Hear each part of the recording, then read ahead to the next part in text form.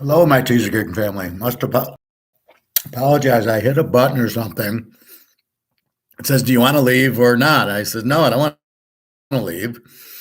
And then it takes you off into a chat, but I can't get back to this screen to continue the chat, and I can see people waiting, and I feel bad. So now I am back, and I am very sorry about that. Again, it's one of these stupid things that you hit the wrong button and you say cancel, and you think it's going to cancel. Anyway, so where were we? Back to college. So again, I just deleted that video because it kept saying I'm live, and I'm like, no, I gotta end. No idea how to end it. So let's review. We liked Philly 6.5. We liked Philly very small tonight just because Minnesota's defense sucks. And then we went over tonight's game, Navy Memphis. Memphis 13.5, 47.5. I like the under in the game just because Navy, pretty good defense, and they're just going to, the Army-Navy games are usually under. They usually run it. Virginia, Maryland, I like Maryland because Virginia's terrible. Army, UTSA, Frank Harris has a hurt toe, so if he does play, he's going to be shot up, probably not going to play too well. Hasn't been playing too well the last 2 weeks anyway. I like this game under also. Without Harris, it'll be Army running, and both teams have pretty good defenses. UTS defense has been really good this year, so like that game under. Air Force, Utah State. Air Force 8.5, 46.5. Utah State beat them the last 2 years. I like Air Force this year. Utah State is an over team, and Air Force is an A team. So again, what's tough early on is you see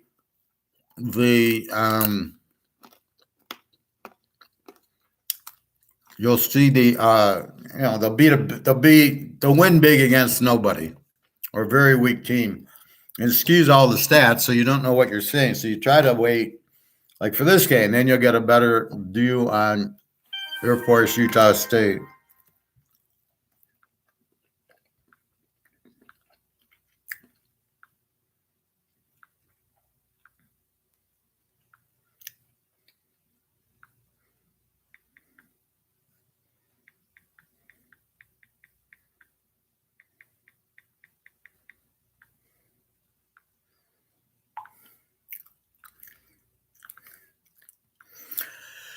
Okay, so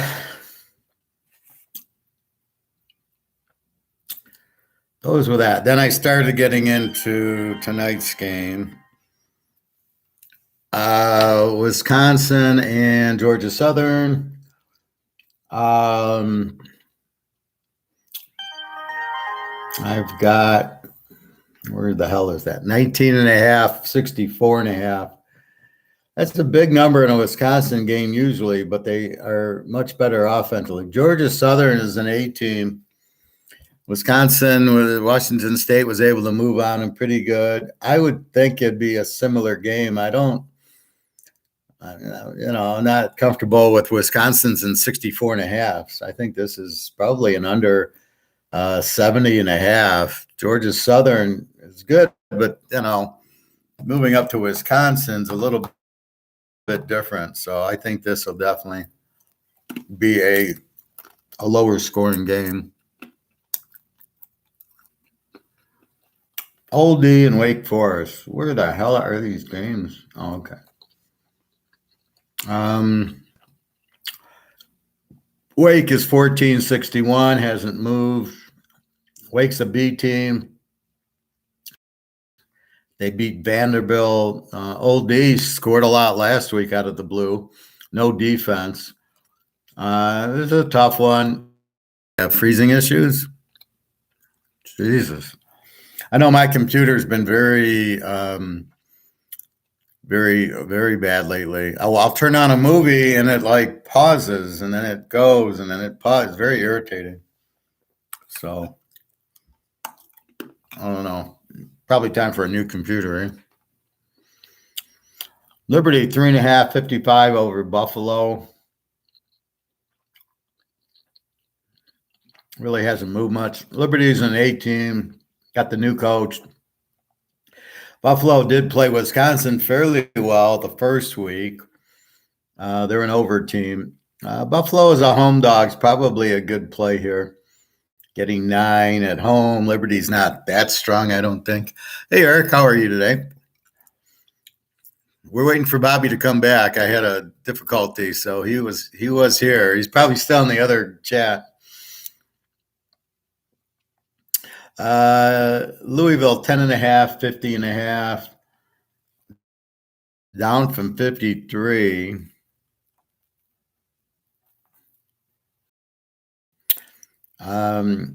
Louisville's the A team. Indy doesn't have much offense. How good is their defense? So this is the problem. They play Ohio State, pretty good, low-scoring game. Was it Indy's defense, or is Ohio State's offense that bad? New quarterback, he didn't look good. Normally, Ohio State doesn't have any problem lighting up Indiana. So this is what we'll find out with Louisville. Louisville is a very strong offensive team. So now if they hold Louisville to 20, now we bet Indiana as an under like we do Minnesota and Illinois and all those other Big Ten teams. If Louisville, if the score is 45-0, then we know Ohio State doesn't have an offense. And they're going to need one because they got Notre Dame coming up. So this is what we'll learn. I think Louisville at home, 10.5. Georgia Tech lit them up. Indy doesn't have the offense, though. I got Indy as an under, low-scoring offense, low-scoring defense. So probably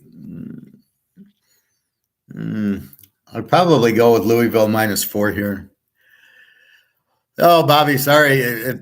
I hit the thing, and it said leave or cancel. So I hit cancel, which would obviously mean cancel it, don't leave. And then what does it do? It blows me off. Then it shows me in my profile that I'm live, only I can't get back to this screen. So I end up shutting out of YouTube. I couldn't even on the phone use it, and then I just redid it. So I'm glad you found it. But yeah, if I hit something, that's why I got to be careful. I can't write on the laptop. I got to write over here. But I was eating, so anyway, welcome back, sir. Let's see. Iowa State 3.5, 42.5 to Ohio. This was 45. 42.5. Yeah, I mean, Iowa State, both teams are under teams, so I would expect a low-scoring game here. Penn State, Illinois. Penn State 14.5, 48.5. Really hasn't moved. I'm pondering Penn State, and I'm pondering the over here. Yeah, I just had the avocado. I'm so hungry, though. I'm not eating late. Since Labor Day, I'm done at 5 o'clock yesterday. I went to the lake. I studied football. And then I woke up, and now at like 10 o'clock, I'm going to the pool, so I won't get tempted. So now I come home from the pool.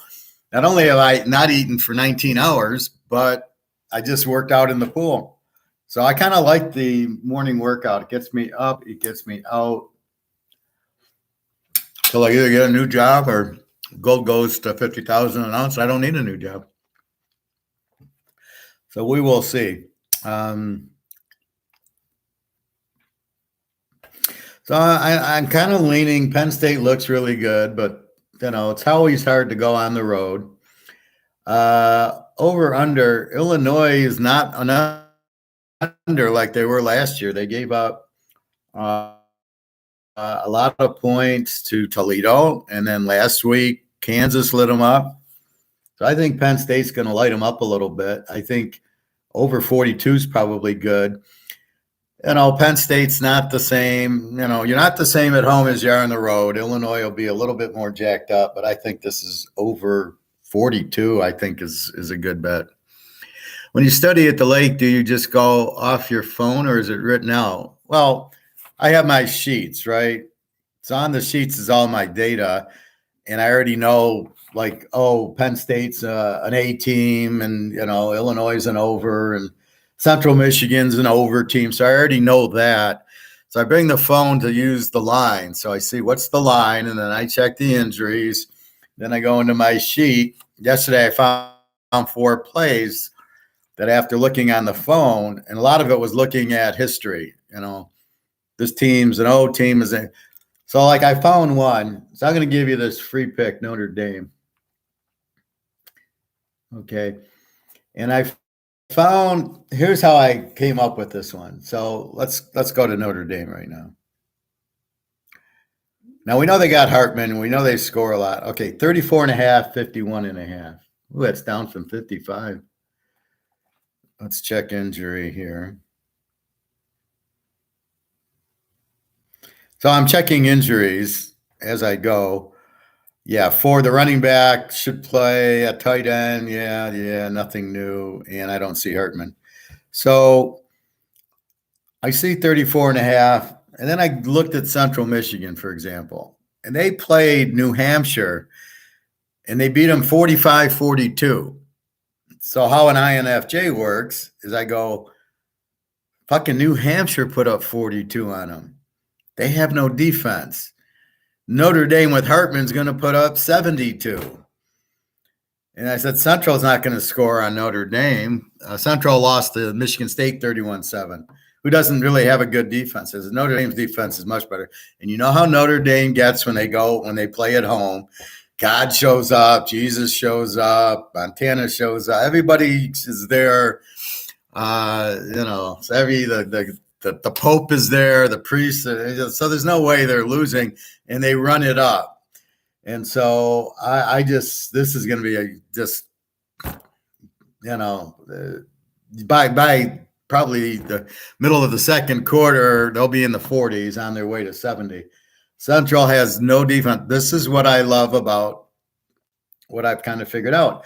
So Notre Dame is not going to have a problem scoring on this defense. Now, if it was a really strong defense, they're playing Iowa and it's 34. Oh, I'm not touching it. But when you get Central Michigan and they gave up 42 to New Hampshire, that's a 70 for Notre Dame. And they like piling, like I said, all the priests will be there and all the Hail Mary, Virgin Mary will be there. They'll all be there. It's a big game for the Christians or the Catholics with the Pope. Don Corleone will be there. So they're going to light it up. So that's how I get the sixth sense, as you will, is I look at, Central's an over team, but when I looked at it, it was 31-7 to Michigan State. And I go, well, that wasn't an over. And what pushes them over is the stats is the New Hampshire 45-42. So if we throw them out, they're a Z team. They score 7 and give up 31, but they only have one sample size. So kind of looking at it, I'm going, well, 5 for Notre Dame. The only difference is it'll be like Michigan State. They'll put up 7. So that's your free play. Notre Dame at home with the band, with Hartman, with Jesus will be there. It'll be a big game.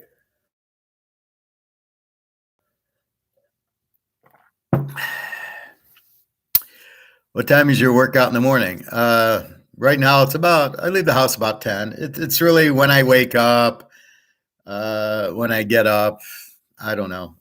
My alarm still goes off at 7:45. Then I'm texting the girls because they're in Europe, so it's already midday for them, and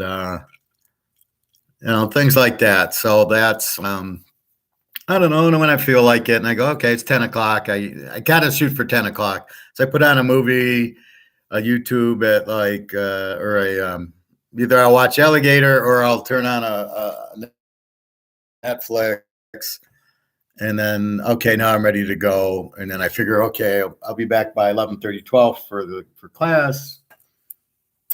And that was it. And I made my hamburgers yesterday. So I'm going to have a hamburger omelet for lunch whenever I get lunch. Okay, so that's your free pick, Notre Dame. But that's how I do it. So at the lake, I'm looking at who they played for real, what to do with it. So Illinois beat Toledo 30-28 and lost to Kansas. So I think Penn State puts up a pretty big number here. Kansas State 3.5, 47.5, down from 4.5. God only, I think it was 48. I don't know. My gut says to take Kansas State. I'm wondering why the line's 3.5. I tried looking. They played one game, they killed, and then Missouri's okay. They're not super strong. Both have decent defenses, but both don't play anybody yet. This is more in conference. And again, Missouri's in the SEC. They need Kansas State like they need a hole in the head. So I don't know. I think Kansas State's a better team. They have the good defense. I like Will Howard, the quarterback. They run that little option attack, and he can throw and the defense. So I think Kansas State wins this game. Now, here's where if Missouri's favored, Kansas State's a lock getting 9.5. So here's a case of we should have got, well, my gut instinct was Kansas State -7. It comes out -3.5. But my dream is Missouri's favored, and I got Kansas State as a dog, and then it's lock. So that's how the lock comes. It depends on the spread, usually. All right, Bobby's favorite game, LSU 9.5, 54.5. Down from 10 and up from 53.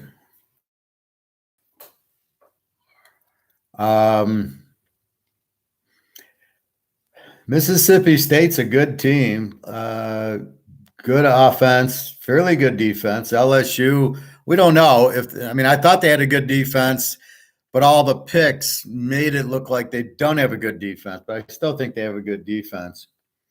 So I think it's A against A. LSU is a big favorite and 54. So I think it's an over 48. LSU, I don't trust LSU minus. Mississippi State's pretty good. Could beat them, but it's too high of a line here. I'm not sold on Daniels, the quarterback. I don't think he's very good, and he throws the ball away too many times. Now, Mississippi State, he played a 24-24 game with Arizona, who's a very good offense. So I think their defense is pretty good. I honestly think I would take Mississippi State in the 15.5, but I think I'm going to go over as opposed to that. All right, UMass and Eastern. Eastern 7 over UMass. This was 10. Big drop. All the sharps are on UMass. UMass is an over team. Their quarterback's questionable, the option guy who beat New Mexico State. EMU is a under team, over under 52. I have absolutely no idea here because UMass is not the Z team. If they were a Z team, it'd be easy, but they're not. So then how good's EMU? Can they beat them? And they're not a big offensive team, but they have a pretty good defense, I guess. So I don't know. I can't take UMass. So I think it's just a game you watch, and that's it. Hey, Todd. Well, Harris is like doubtful with the toe injury. So, yeah, I think the under, and they're playing with the Army. The Army's an under. You know how they'll keep the ball 82 plays on one drive for the whole first half. They with Army, it's run the clock, and then you only get a couple possessions. So most of those games are under. And UTSA's defense has been looking very good against Houston, 17-14. Harris threw 3 picks. So maybe Harris's toe's been bothering him the whole time. We don't know about it. But, yeah, he's got a toe injury. Now, will he play? I don't know. Can he shoot it up and numb it and go out and play? I don't know. He might play, but he's going to be hurt. So, no problem, Todd. That's what I'm here for. But, yeah, be careful with him. The same thing with Cam Rising. He's still listed as questionable with the knee. I doubt he'll play this week. They're playing, I just saw it. They are playing like nobody.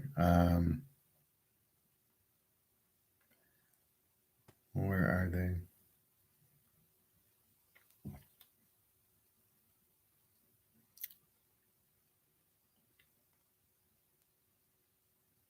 Utah's playing Weber State, so I don't think Rising should play and will play.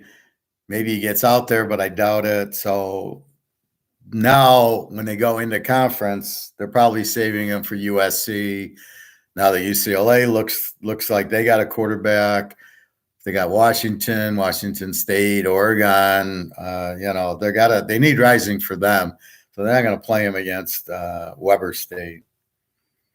All right, we already touched on. Let's see, where are we at? All right, we touched on UMass. We touched Notre Dame. UConn 6.5 over Florida International. A lovely game. We can find them. Spread was 8. It's now 6.5. A lot of these little line movements. The sharps, they're so adorable betting on taking Florida International over UConn. As of now, I got Florida International kind of as an E team. So they score like mid-20s, give up mid-20s. UConn doesn't score and has no defense like usual. Over-under is 39.5. Jesus Christ. With that low of a low over-under, they're not expecting a lot of points. I think you got to take the dog here, Florida International. They put up a big number last time. UConn doesn't have that good defense, and apparently they don't have a good offense. If they're an under team and this over-under is 39.5, means if I get 12.5 points at Florida International, UConn's probably not going to score that many. So I think Florida International becomes a play here. Alabama, 32.5, 60.5.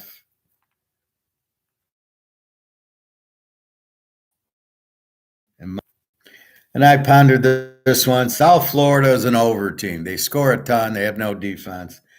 Alabama, statistically, they're an A team, but their defense didn't look like an under. So almost a over defense and an over offense. This is over. 60.5. I think you go over in this game. I think Alabama.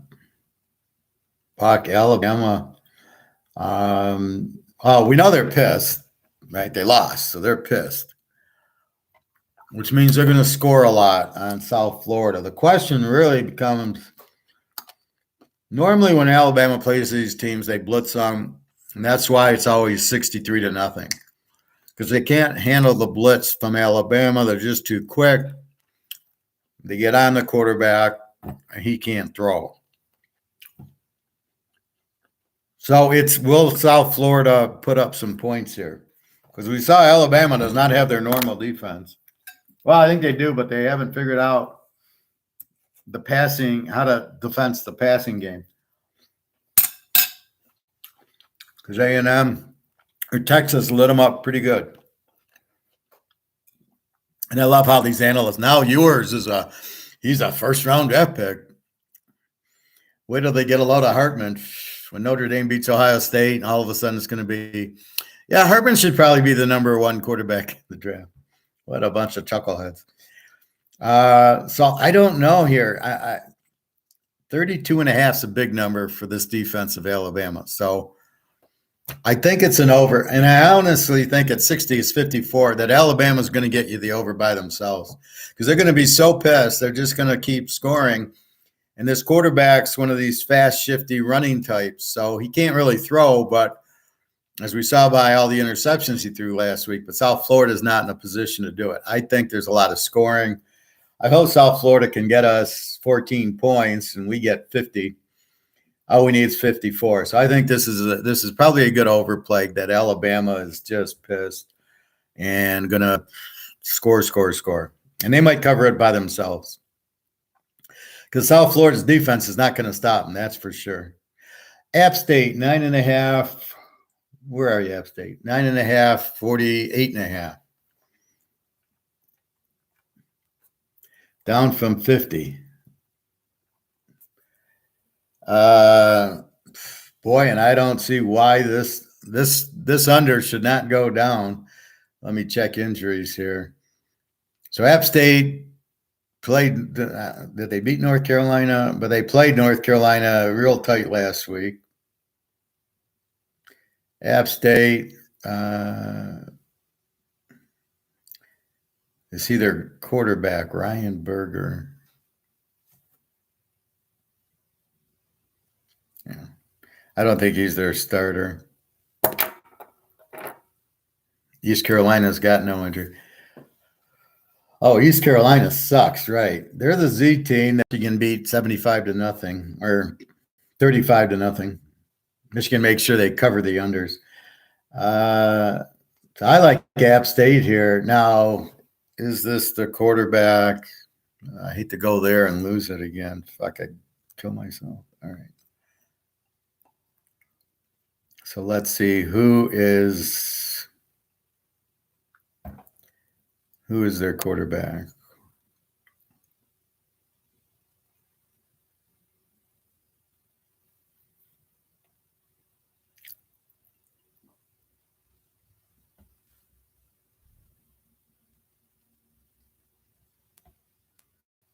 We're looking for App State.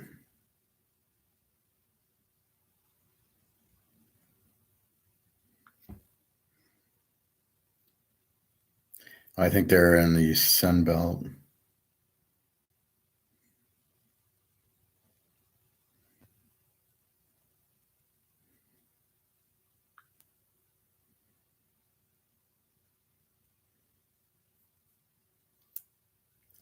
Yeah, Joey Aguilar. So he wasn't the lame. So the quarterback's fine.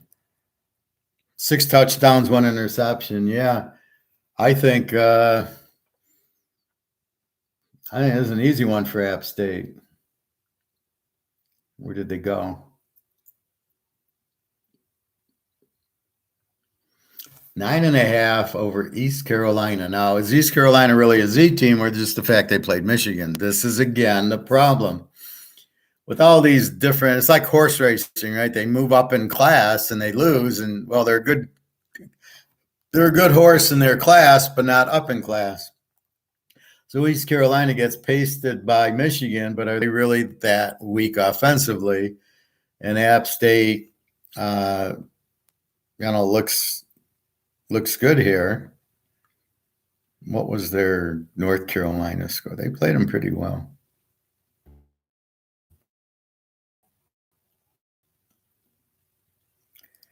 They lost to North Carolina 40-34. So they play a 74 with North Carolina. Okay. So App State, I mean, either East Carolina can't score, then App State's going to kill them. Yeah, I like App State here. 9.5, playing a weak defense, East Carolina. So, yeah, App State looks like a play. Sharps are wrong again. North Carolina, 7.5, 50.5 over Mini. Up from 49.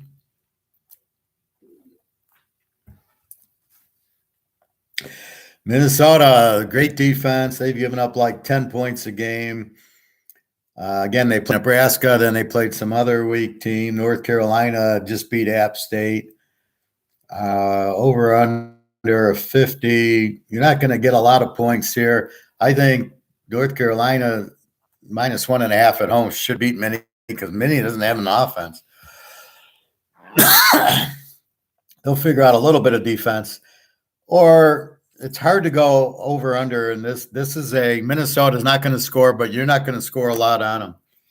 This is where I draw you to the defense, saying, look, Minnesota is not. I wish Minnesota's playing Georgia and the over under was 55. You wouldn't see 30 points in that game. But in this case, I think North Carolina can win, only laying 1 at home, but I think you'd have to go under. Under 56. North Carolina maybe puts up 30. And what is Minnesota going to put up? I mean, they only put up 13 on fucking Nebraska. Now, Nebraska's okay. They held Prime a little bit under to 20-some points. But Luke, how are you? Looks like gold price in China is breaking up and away from COMEX. Well, we know that's going to happen. Wait till Russia gets into the game.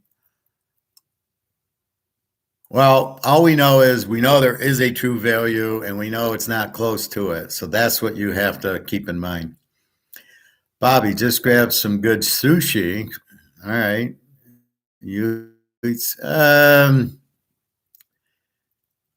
Well, what I take for omega-3s is, I'll show you what I take.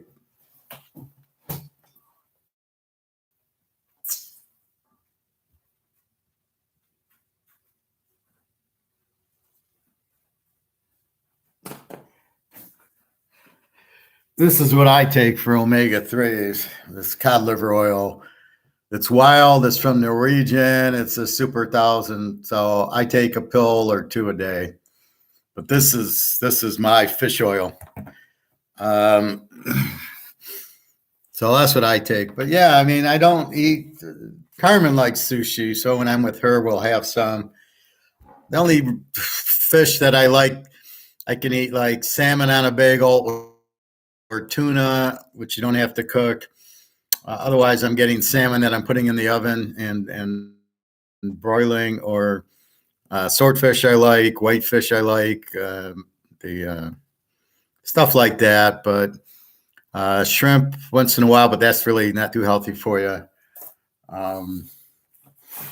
But yeah, I mean, I eat that kind of stuff. But sushi, I probably stay away from it. I don't want too much raw stuff. There's too much shit in the oceans that I want something cooked I can kill all the bacteria with. But once in a while, but not. I'm getting General Chow before I'm getting sushi.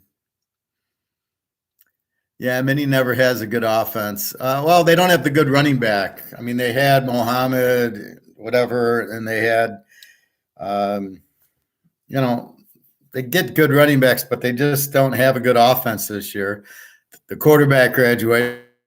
The new quarterback's not that good. So I think North Carolina wins, but I think it's under because I don't think Mini, great defense. They're going to slow you down.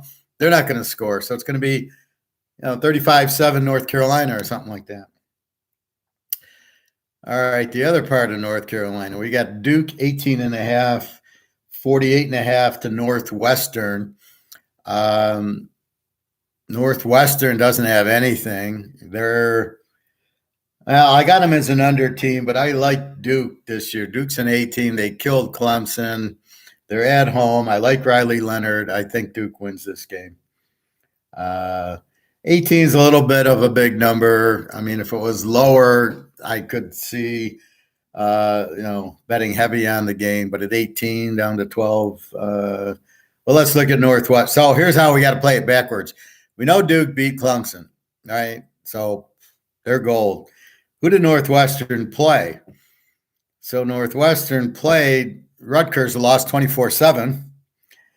And then they beat UTEP 38-7. So we go into the details and we look at Northwestern, and this Bear Bryant, 11-17 for 100 yards and a touchdown. This Helsinki, 101 for 85 yards. So they scored on a trick play. Porter ran 17 times for 90 yards. So a little bit more of an offense. Porter's I guess he's the back out of the backfield. But then let's look at UTEP. Hardison, their quarterback, 17-25 for 198, threw 2 interceptions. McNamara threw. So there was 3 interceptions by Utah, which led to all of the points from Northwestern. And they have no running, which Duke has. So you basically had a lot of turnovers, which led to the Northwestern points. But if we look at Duke, so they killed Lou Lafayette, good team, and they killed Clemson, 42-7, 28-7. Northwestern's not going to score here. And Duke, So if we look at their details, if we look at Duke, Riley Leonard, 12 of 12 for a touchdown, and they're up so much. The backup comes in 8 of 8 for a touchdown. Waters ran 11 for 112, more 10 for 72. So they got running to go with the passing. So I like Duke here. I don't think Northwestern does a lot. The reason, it was against a inept UTEP team with getting 3 interceptions. I don't know how many fumbles, and you had that 185-yard touchdown pass. So you ain't going to get that against Duke. So I think Duke's really good. The win at Clemson gave them the confidence. They killed Lafayette. I think they're going to kill Northwestern.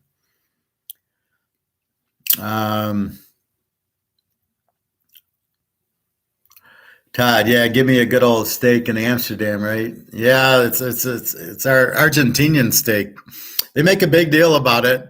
We never do in Detroit. I mean, nobody ever says Argentinian meat, but there they argue it's Argentinian steak, like it's a big deal, and it's supposedly very good. So, yeah, I like that.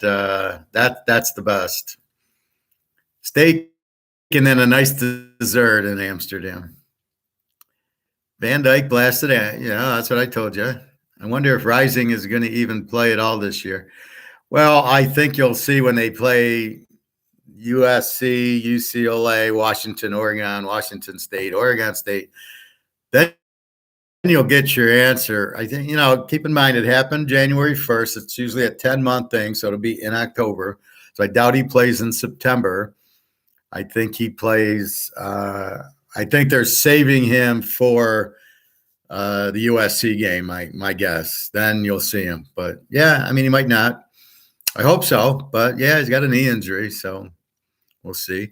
Hi, G. Do you follow Trends TK? Like, does it help with deciding, including from reading or watching it?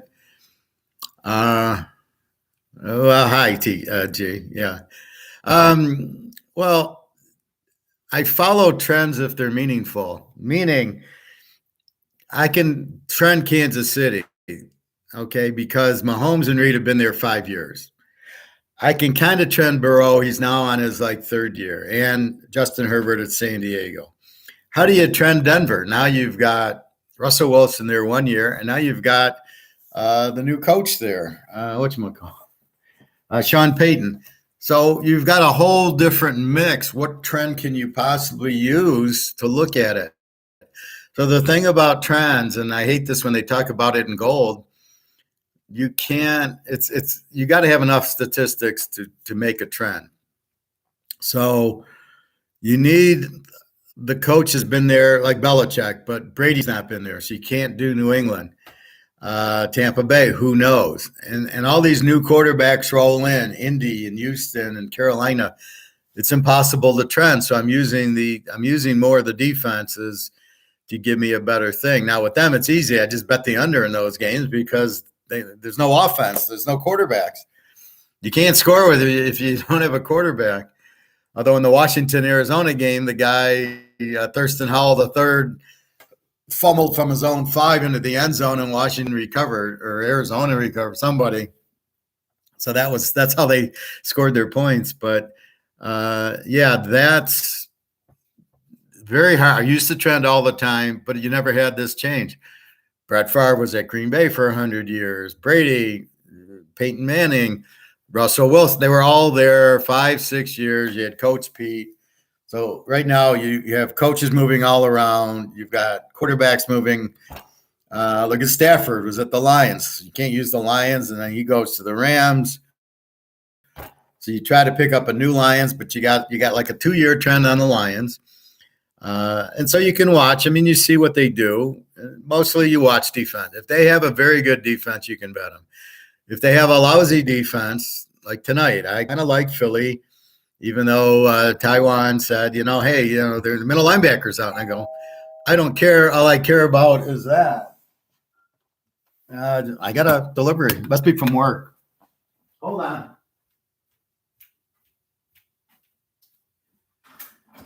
I've got a box. Thank you.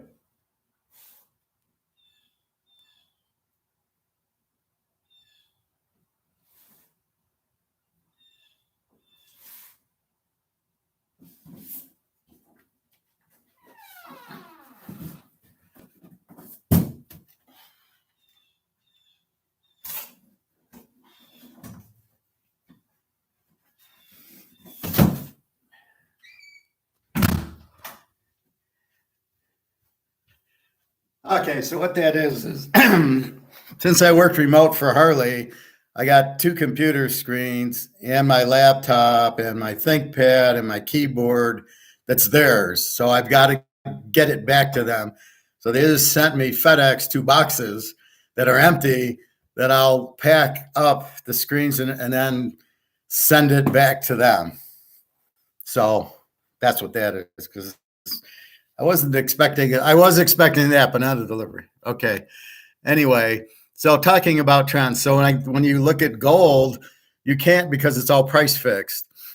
So I love when they say, well, and this is what happened in 2008, which was a housing market collapse, which we knew was going to happen 5 years earlier. So with that being said, you can't really trend gold in 2008 to what's going to happen now. It's a whole different animal because you've got gold, you've got Russia, you've got these other variables. So if all the variables are the same, so you have Belichick and Brady for 15 years, you can use trends, right? Pretty standard defense, Brady, Belichick.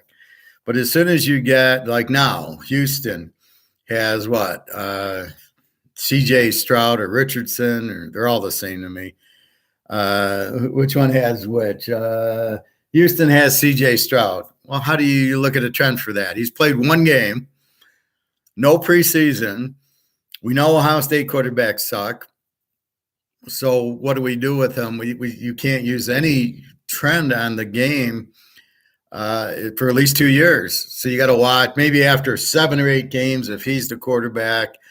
Although I would imagine that you just bet against them. Like right now, I would just bet against them or bet the under, and that's all you need.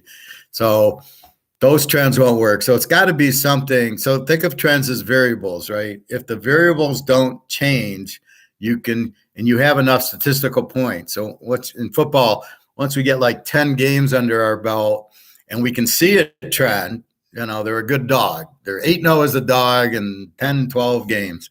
Then we can play them as a dog and we go, okay, they're okay on the road. They're okay at home, wherever you're looking. But like right now, like the only one you can probably do it is Mahomes, maybe Burrow, maybe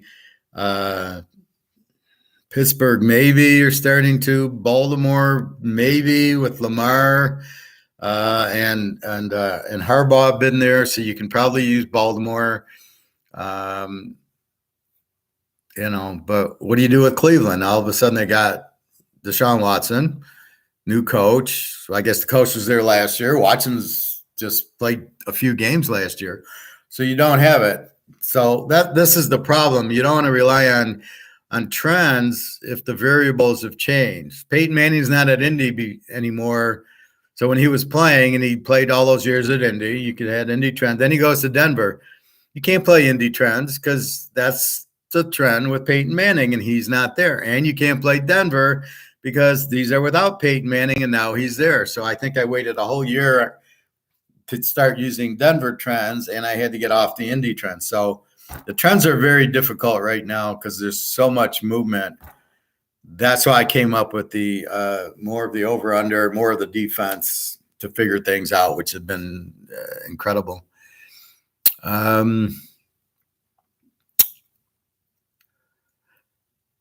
So your boy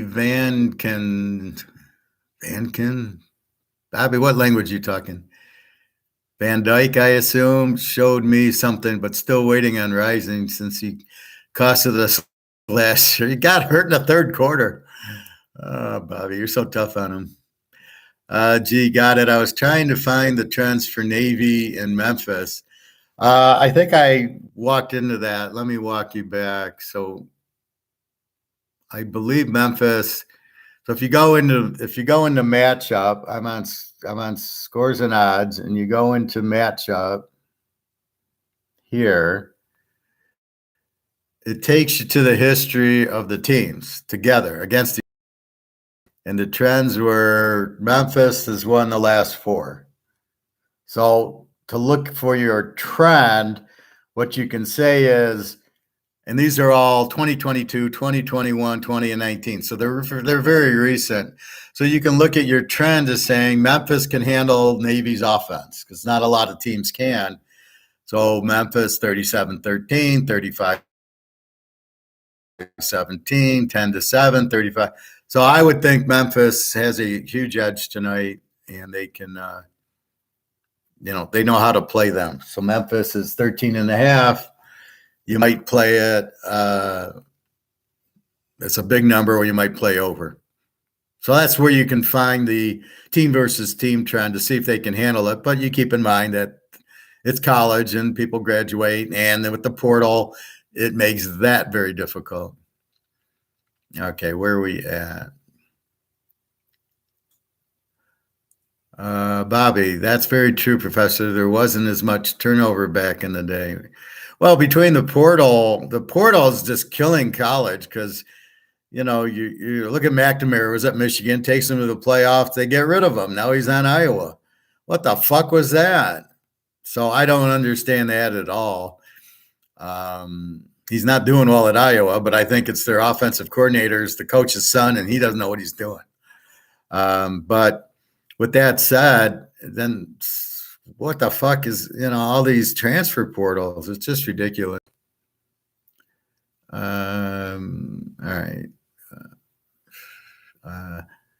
That package might be some gold from JM Bullion. I don't buy from JM Bullion, but I wish it was as big as the box was. Okay, yes. I use covers to see team to team. Yeah, that's, I think, what you got to look at. But you've got to be very leery of the transfers and the transfer portals. Look at Hartman going to Notre Dame is a huge example. He was great at Wake Forest.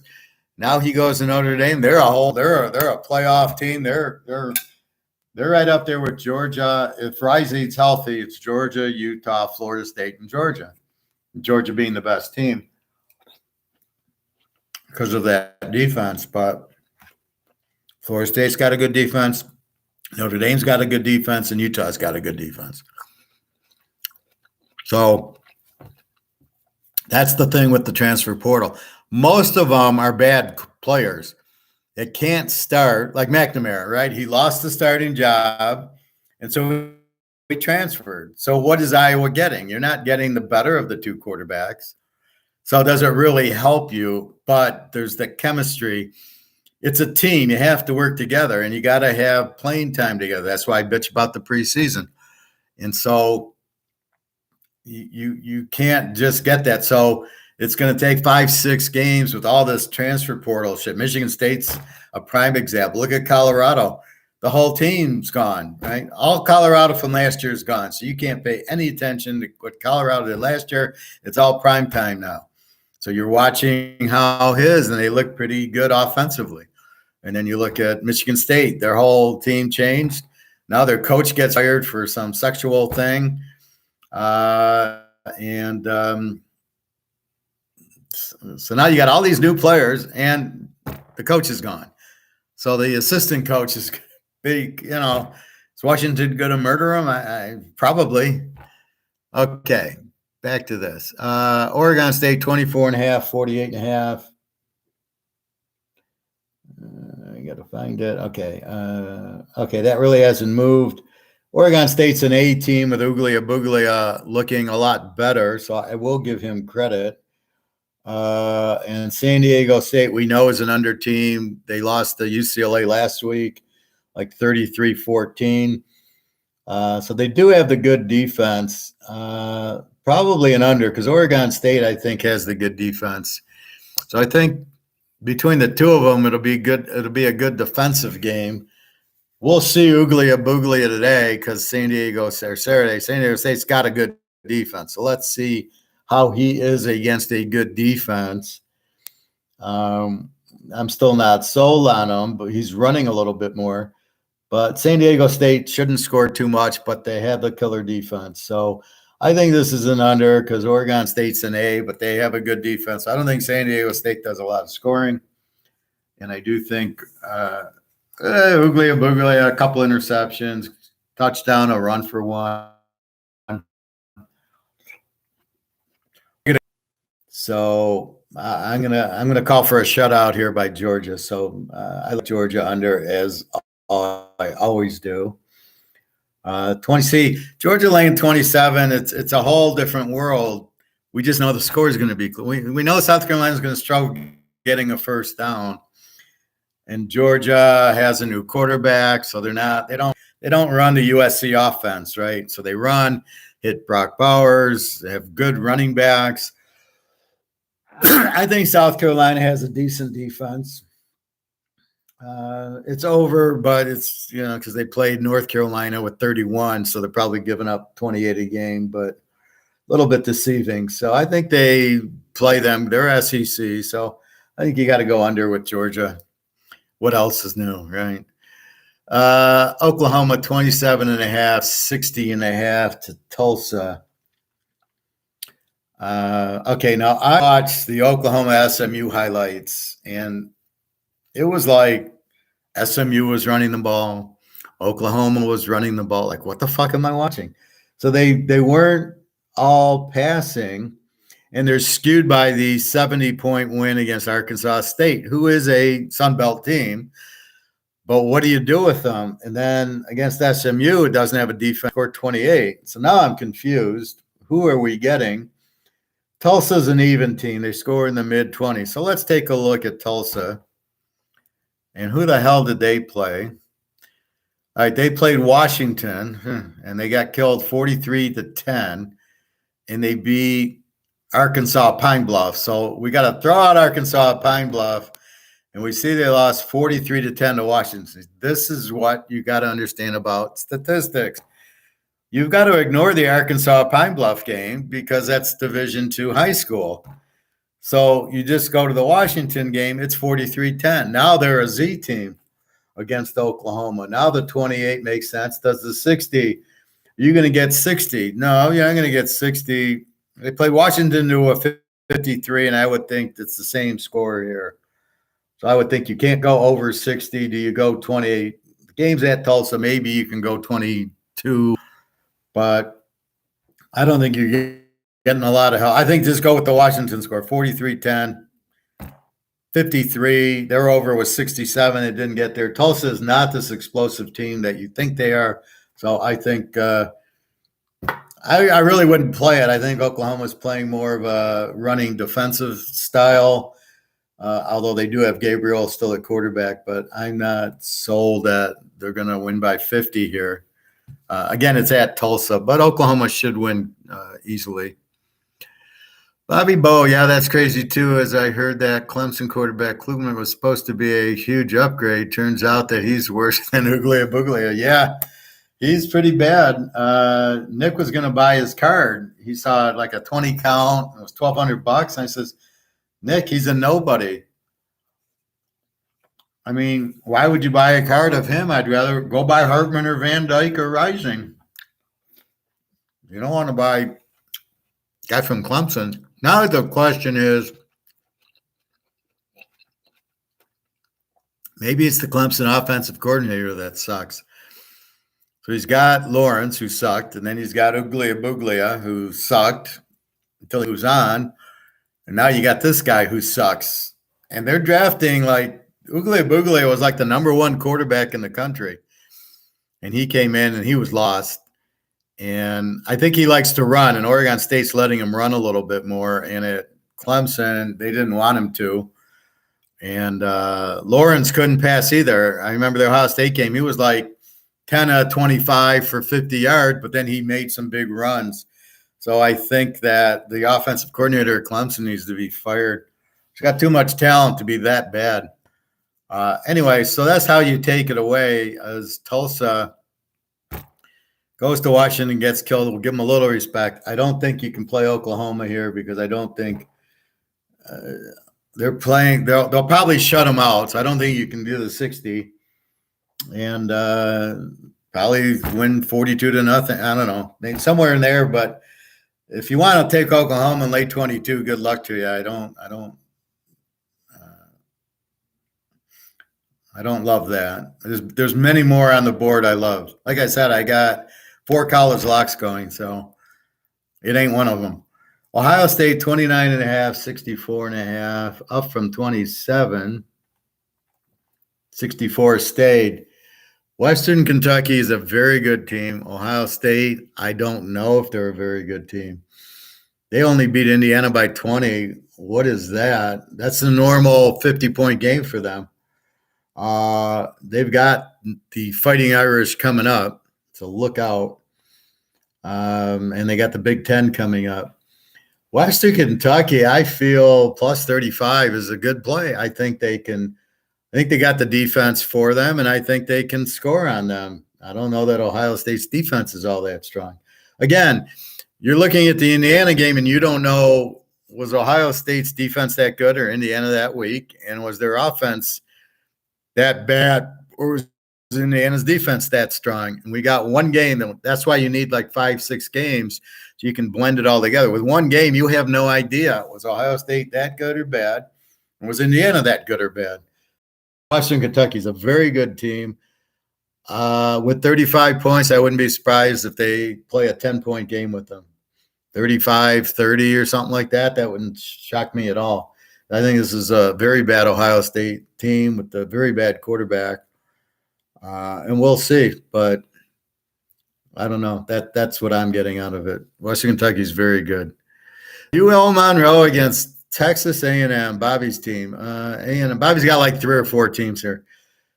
Texas A&M, LSU, and he doesn't like Florida State. A&M 36.5. That hasn't moved, and 53 is up from 52. A&M, okay, now. Oh, no, that was Texas. A&M, yeah, they got killed by Miami. That's right. So they're off of a loss to Miami. They're laying 36 to our favorite team, Lou Monroe, who Lou Monroe beat the Army. I can't. How can I trust Lou Monroe? I don't know. I got a Canwell, probably.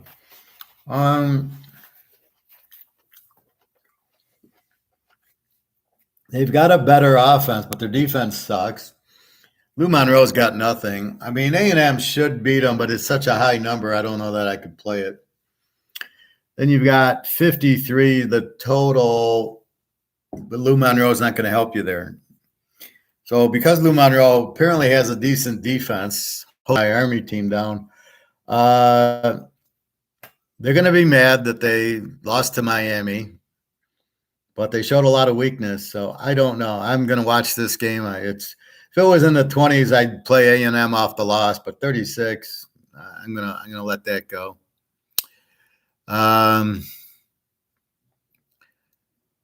Let's see. Todd, Iowa 30-13, Western Michigan good under as long as they got Brian as offensive coordinator. Well, they've been very Iowa. I got Western as a W team, so they don't score a lot and kind of a weak defense.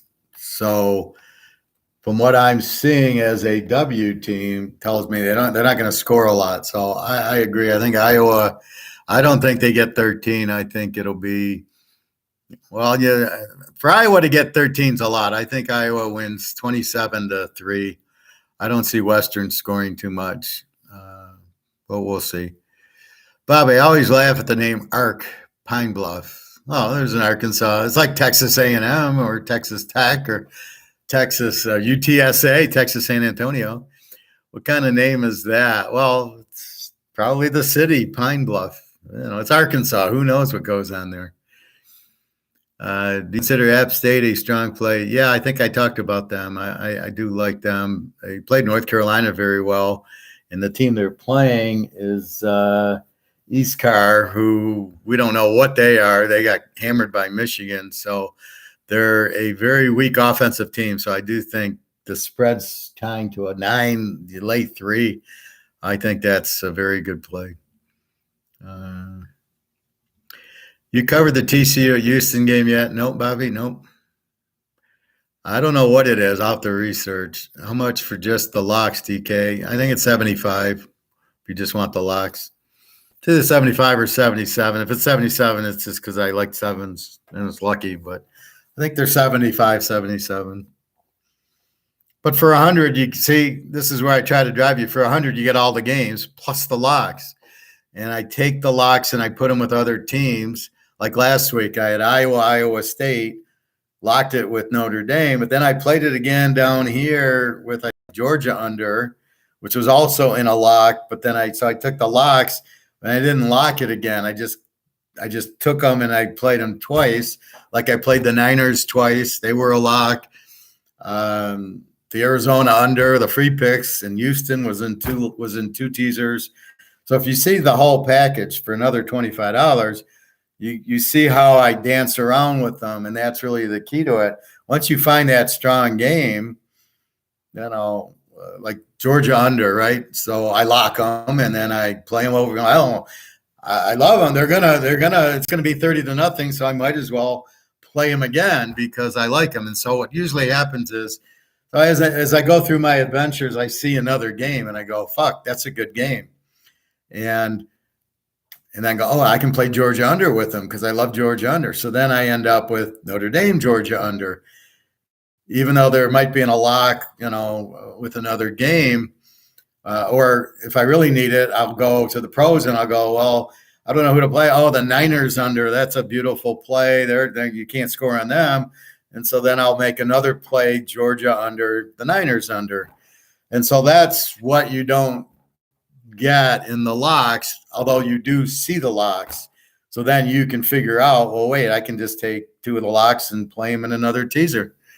I mean, once it's not that you have to play the teaser.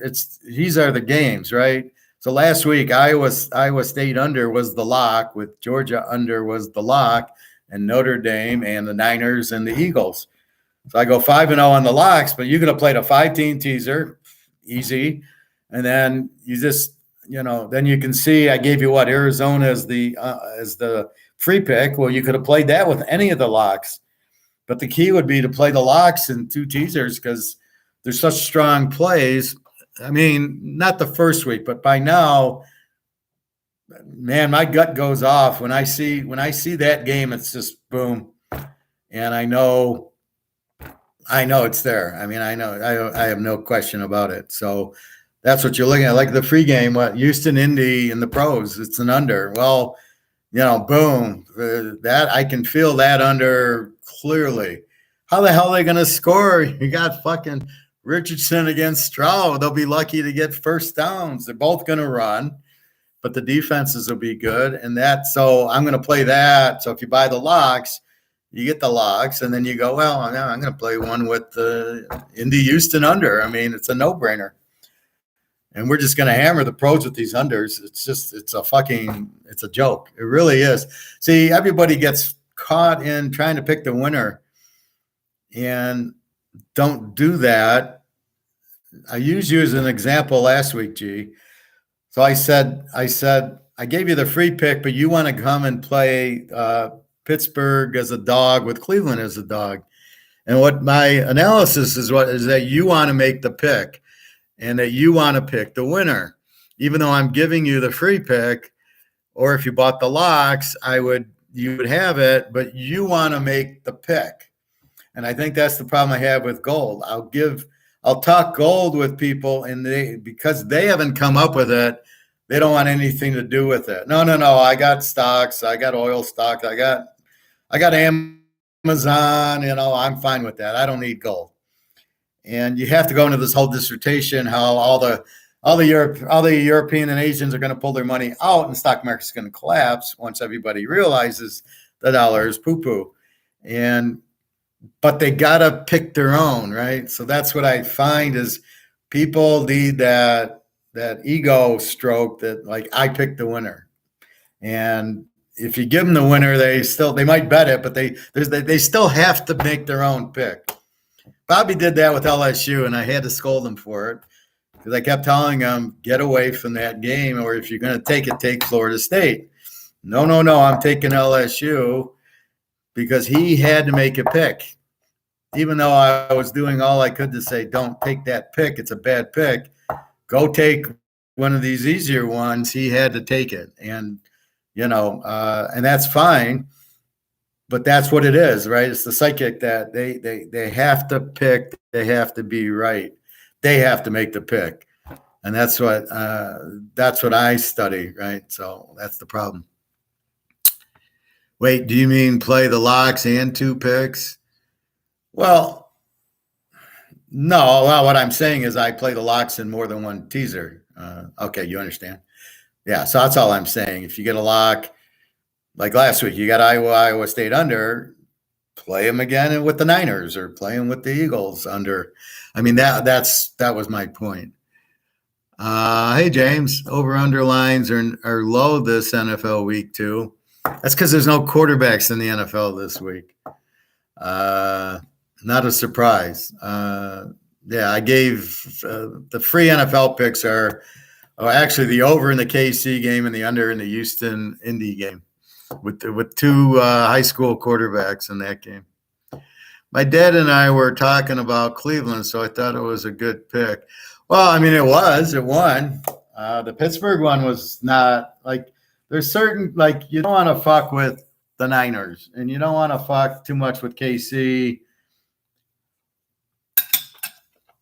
Like you don't want to fuck with Georgia in college. You don't want to fuck too much in Florida State now and Notre Dame. You don't want to fuck with Notre Dame unless they're playing Florida State or Utah healthy or Washington, Oregon, or Georgia. Like here, free pick, Notre Dame over Central. They're going to put up 75 on them. I mean, that's a joke right there. I thought about the over-under. It's only 56, but I'm not sure Central is going to score. And I said, well, Notre Dame can easily win the game 49-0, and I win the 34 down to 28. But and with Hartman, I'm not. They put up 49 on North Carolina State, who's an actual good defensive team. Central Michigan, New Hampshire put up 42 on them. I mean, that's all you need to say. New Hampshire puts up 42 on them, and Notre Dame puts up 49 on NC State. Make your own conclusions, but it's pretty fucking easy. Greg and John. Hey, Greg and John. The pick of the week, the free pick, I'm going to give you right now. The free pro teaser is Houston Indy under, Richardson against Stroud, 2 high school quarterbacks. And we're going to go KC over with Jacksonville because KC Mahomes is pissed. I don't know if Kelsey's playing. I don't really give a fuck. If Tony drops 10 passes this week, he'll be playing. He'll be back at the grocery store. That's for sure. I look for them not to drop. Jacksonville's got no defense. Kansas City signed their defensive tackle, but he's not in shape. He's in running shape, but he's not in game shape. So he'll play a little. Jacksonville should score, but they can't stop the win. So that'll be an easy over. And it's only 51. It goes 45.5. Jesus Christ. That'll be a halftime score. So those are your free picks and pros. In the college, Notre Dame to win by 100. And then I'm going to go with, we haven't gotten there yet, but I'm going to go with Colorado over Colorado State. Colorado State's terrible. No defense. And they give up 50 a game, and here comes primetime with that offense. He's like, it's a rivalry, and he's pissed, and he's at home, and look for Prime Junior to another 500-yard game. So because we now know they're a pretty strong offensive team, not great defense, but Colorado State can't do anything. And they're playing a team that gives up 50 a game. So do the math. Colorado by 50. Oh, by the way, they're only laying 22. I only got to lay 16. I'll have it covered by the end of the first quarter. So that's your other free pick. Colorado, Notre Dame to kill, and Indy, Houston, first 1-7 wins, and KC, Jacksonville, a 60-point game, easy, and we got 45. So that's how the professor rolls. So I hope that helps you, James. Greg and John. Okay, so that's the free plays, Greg and John, and everybody else. James, what's number for these? I don't understand. Can you explain what that means? Are you talking the point spreads? Which I think is how I figure it. You're like Bobby. It's like a whole different world when you guys text. What's number for these? So if you mean the point spread, Colorado 22, Notre Dame 34, the over-under in Indy is 40, and the over-under in KC is 51. But that was as of like late last night. But they're pretty stable. The pros are pretty stable. The college, the totals jump, but I've already went through them. They haven't really moved too much. All right, so we're done with the Bobbies, A&M. Tulane against Southern Miss. Tulane, let's check on their quarterback. He's injured, got hurt, didn't play last week. Michael Pratt is hindered by a knee injury, is unclear, so he's questionable. Let's him. Tulane's laying 12.5 with a bad quarterback. Over under has gone from 52 to 49. Tulane has an excellent defense. Southern Miss they're pretty much with the terrible defense. I would lay the 12 if Pratt plays, but I don't think he's going to. I'm going to assume he's not. He's got a knee.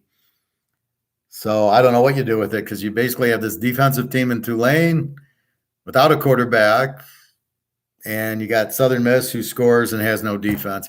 So you can't take advantage of it. Back to Say's law, or not Say's law. Back to the art of war. You take advantage of the weakness, but they don't have the strength to take their strength. And Pratt would take advantage of Southern Miss's defense. But if you lose your quarterback, now it's the backup, who wasn't too bad. Can he take advantage of this terrible defense? And that's what you're looking for when you see. So when I give you Colorado, Colorado State gives a 50 a game, but I got Prime Jr. who can take advantage of it. They're going to be all over the place. He's still trying to prove a point. And by the way, they're at Oregon next week and then at home against USC. So he must win this game, because he ain't going to win the next two. So we will see. But that's where we're at with it. So I think that's your question. Greg, I got Philly tonight, and ND over tonight. And over. Yeah, I took Philly very small. Lay 1, yeah. Minnesota's got no defense. Over 43. Philly's an under team, though. They run a lot. Their quarterback stinks, and they got the Georgia defense. But the problem with your bet over, Minnie doesn't have a defense. Their defense sucks. So they got Cousins and Jefferson. They're gonna score some. I mean, if Mac Jones put up some touchdowns, I look for Jefferson to get a couple. So maybe it's 24-14, which gives you 38. So you might be okay. I don't think they're going to blitz the hell out of Cousins. He can't handle it. Too many Georgia players on Philly, so it's hard to go over against the Georgia defense. That's all I'll warn you about. They're not a team to really play a lot of overs with. They'll be an under when they play Dallas, with Dallas's defense and Prescott. Oh, Prescott. Jeez, he sucks. So right now, Philly's more of an under team. I locked them under against New England, and it was a 25-20 game. And I watched, and Jones threw the ball over 50 times. I don't know if Cousins will do that. Maybe that's the only way to play Philly is is tire out their defense, a pitch count on their defense. Well, if we do 100 plays and we pass every down and they got to run after us, that'll tire them out. Sort of like baseball. We'll try to all walk, so the pitcher can only pitch his 100 pitches, and then we'll get to the next pitcher. Brilliant strategy, but it doesn't work.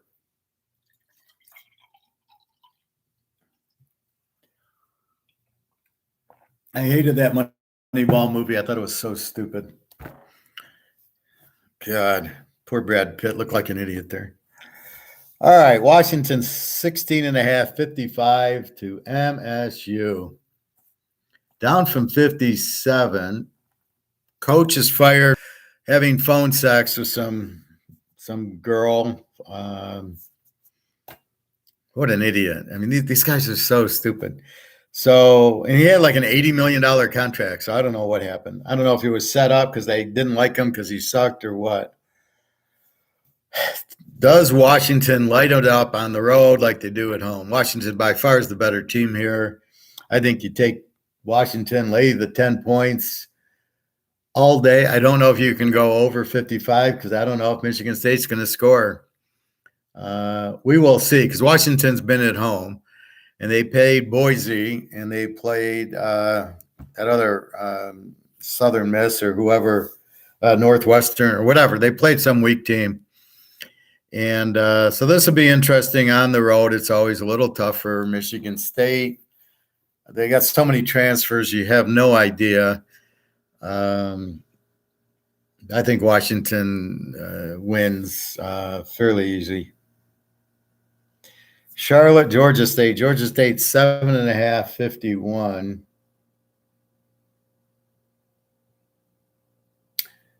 Uh, 7.55. So it's gone to 51. Georgia State's a B team, so they score decently, good defense. Charlotte's an under team so far.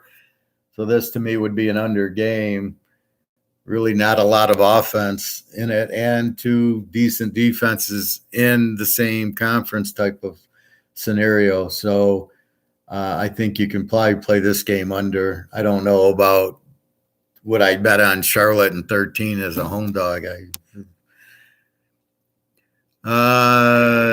Did you get the payment? Trying to retrieve the password by clicking return to merchant. Can you repeat the free picks? I got to write them down. Well, let me check if I got the payment.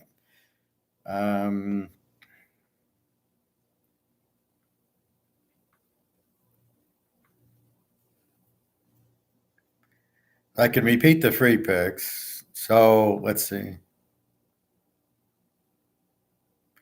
Yeah, I got the payment. Okay, you just bought the locks. Okay, so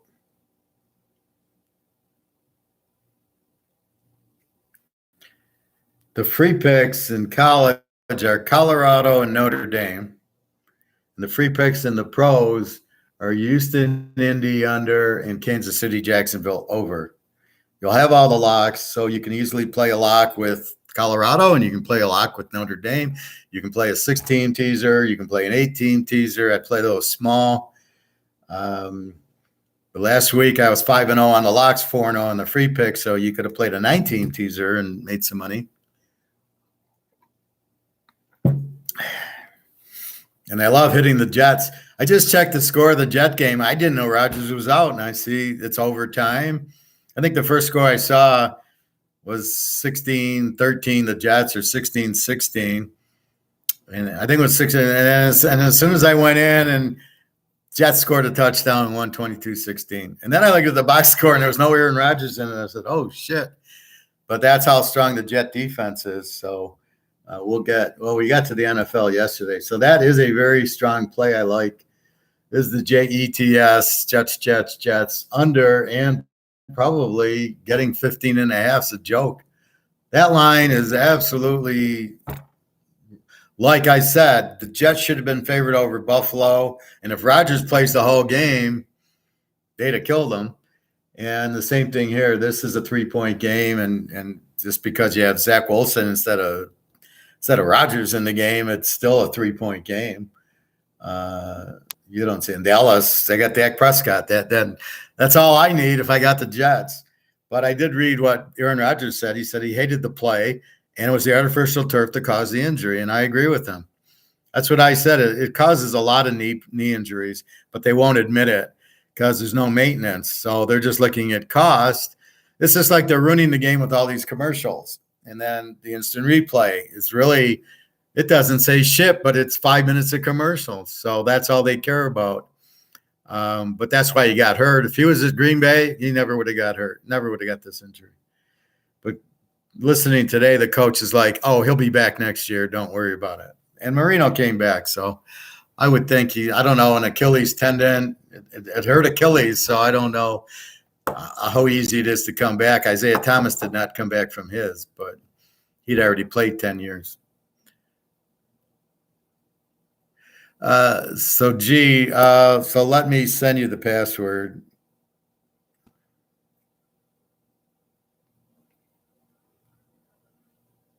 Or do you have the password, G?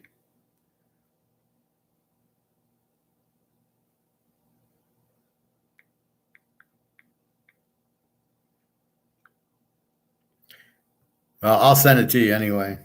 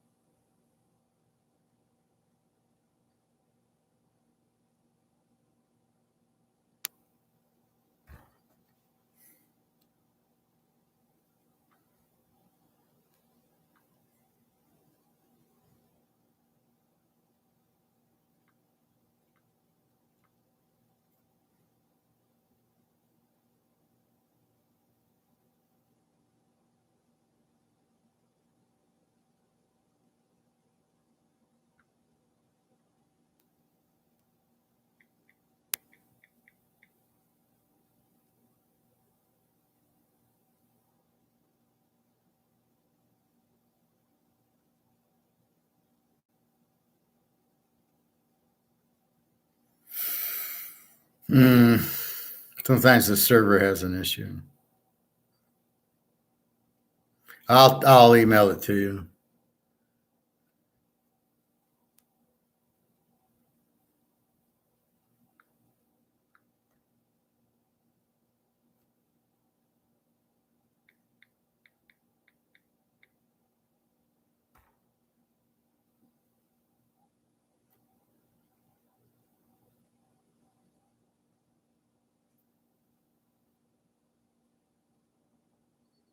I'll email it to you, G. It's just like frozen right now. Sometimes the server I'm on freezes, or sometimes the internet. But right now it's stuck on trying to enter submit.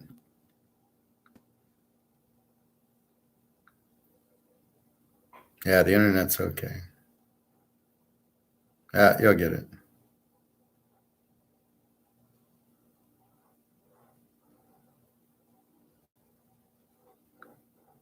Yeah, it'll come up. I'll send it to you.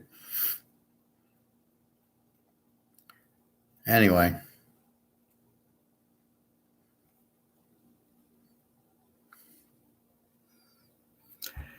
Do I trust Zach Wilson to score? Well, he beat Buffalo, didn't he? I think so. Is there a secret way to how you match up your teasers? Apparently, I'm not too good at it. Well, it's all being an INFJ. It's a feel. I look at the games. So like last week, I looked at the games and I put them all down. I said, here's all the games that I pick. And then I kind of feel them, and does it make, like Colorado? I looked at that Colorado State and I said they gave up 50 points. Colorado scores a lot. They're explosive. They should kill them. Then that's how I come up with it. And then if the spread was 7, it would be a lock because I'd take it -1. At 22, it kind of holds it back. There's more risk, so I don't lock it, but I like it. And that's generally what happens. It's generally first it's the base, and then it's the point spread. And but I get that, and it's just because I'm an INFJ that it's very strong in me that I can pinpoint. So that's what I get. So Zach Wilson's not a problem. Dak Prescott's your problem. Do you trust Dak Prescott against? Put it this way: you got Dak Prescott against the Jet defense. How many interceptions do you think he's going to throw? I'd say at least 3. Josh Allen threw 3. It's the same guy, I believe. You don't understand the Jets defense is right up there with the Niners because it's the Niners defensive coordinator calling the shots. So you must understand that. That's what you have. Is the Jet. You've got the Jet defense there. So just FYI, I don't have any problem with it.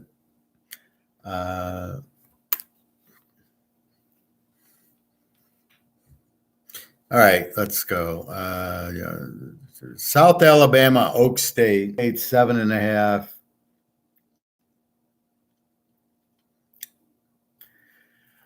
Seven and a half, 48.5. So I'll just leave it at 749. South Alabama's an over team. They got killed by Tulane. They're not scoring. Oak State, they look terrible. Pretty good defense. Over under 49. I have no idea in this game. Oak State's not.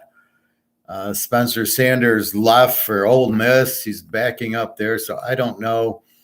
To me, this is a different. I love it. Spencer Sanders leaves Oak State, goes to Mississippi, and then he sits on the bench there. It's so poetic that here the guy leaves because he's not the starter, and he goes there and he's not the starter. Maybe he's not that good. So Oak State, South Alabama, I don't know. Before this would be easy to take Oak State -1, but now I honestly have no idea. Only Bobby would bet this game. Toledo 7.5, 57.5. Toledo. Where the hell is Toledo?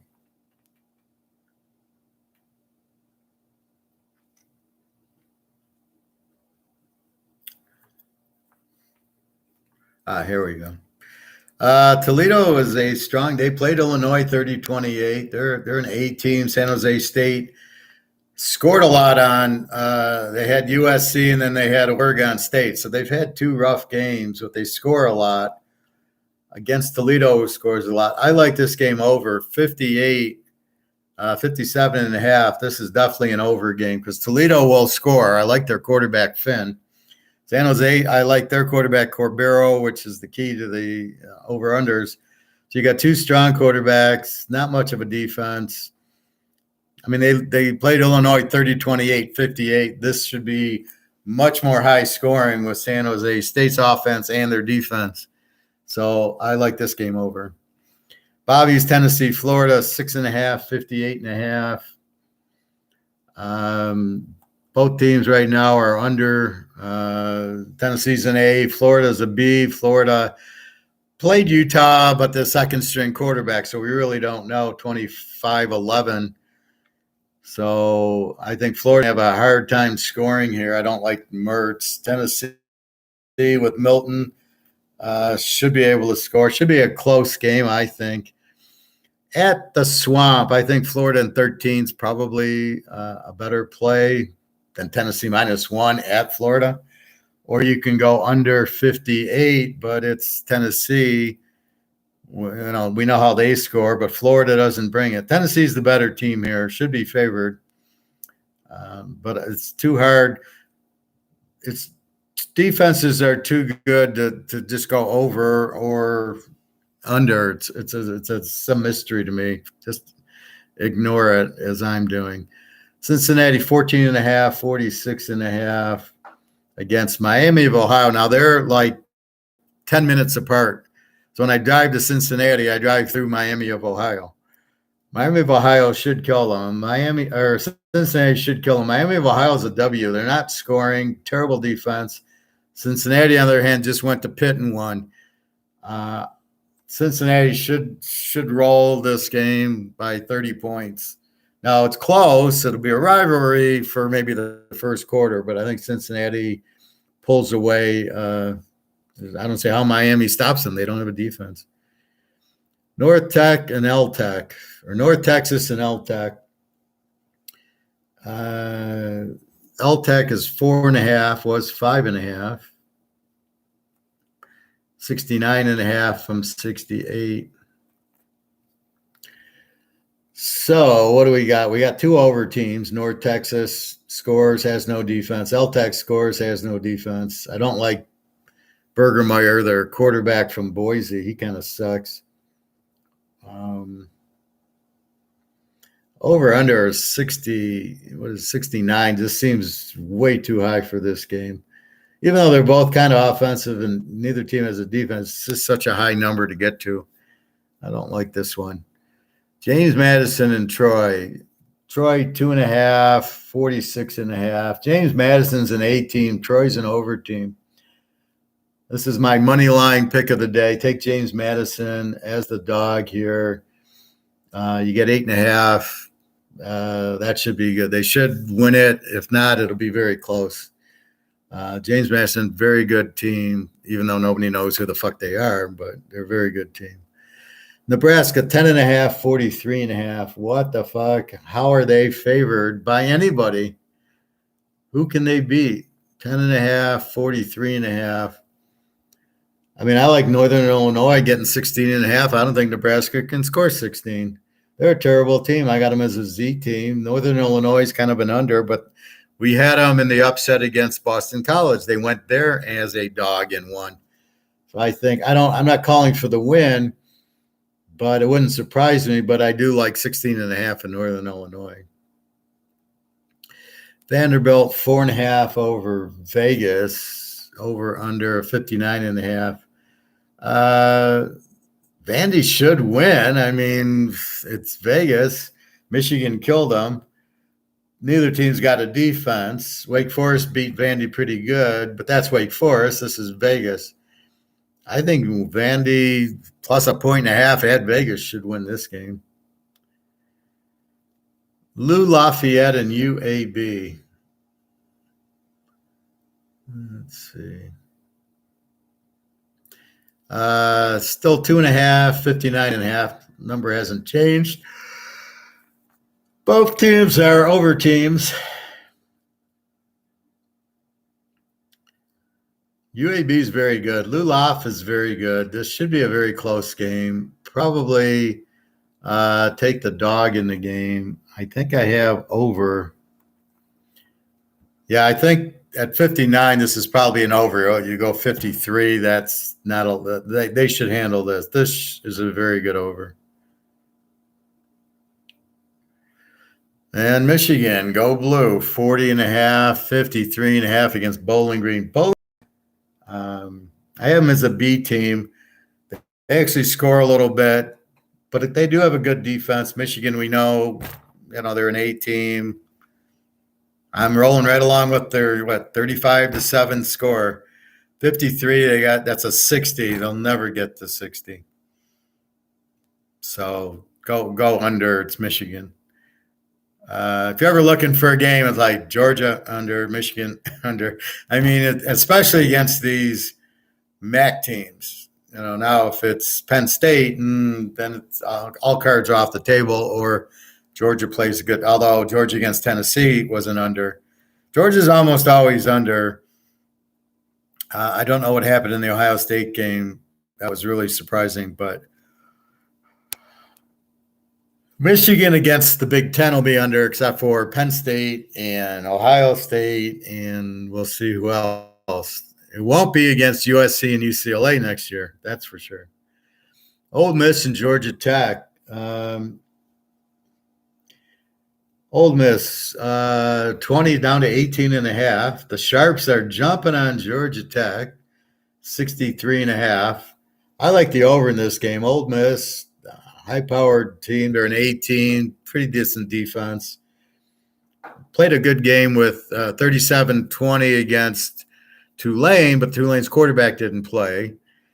And they got a pick six on the last play of the game, and like idiots, instead of going out of bounds, the guy scores to put him up 8, and then it became I don't think that was the game, but that was in another game. That was in the Oregon game. But they get a pick six late to go up and win 37-20 to Tulane. And I think here Georgia Tech's a very explosive team with no defense. I think this will be real high scoring, 63. Yeah. West Virginia, 2.5. Well, Pitt was favored. Now West Virginia's 2.5. 47.5. So let's see if there's an injury here. I'm not sure why Pitt would be favored at all in this game. They look pretty shitty against Penn State. Pitt injury, no injuries. So the Sharps are betting. Let's go to my other covers.com. And let's go to college. Let's go to injuries. Let's go to Pitt.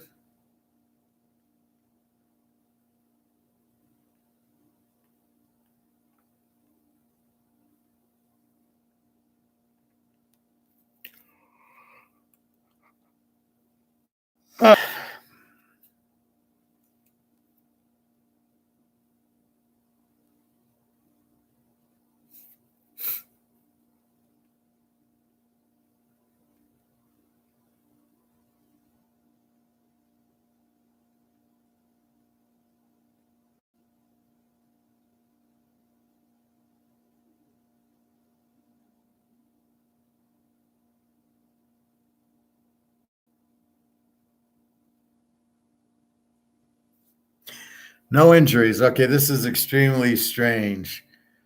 Why would West Virginia be favored in this game? It's not like Pitt's quarterback got hurt. Why would the over-under go down? Is there storms? I don't know. Very, very strange. Pitt's the better team, as we saw.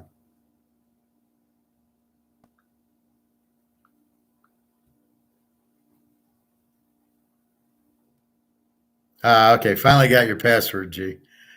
Let's see, where are we at? The 14th. All right, here is your password.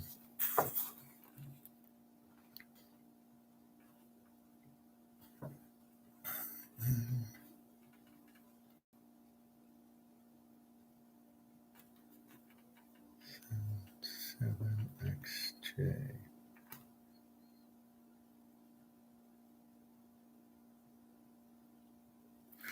Okay, I got your password, so I will send it to you shortly, G. Bobby, Michigan is the professor's team. Kenny Pickett is a flat-out joke and should be permanently betted against. Yeah, I think so. But he's not. I'm not talking Steelers. I'm talking college against West Virginia. Like, what's the deal there? Just a second. Let me send G the password.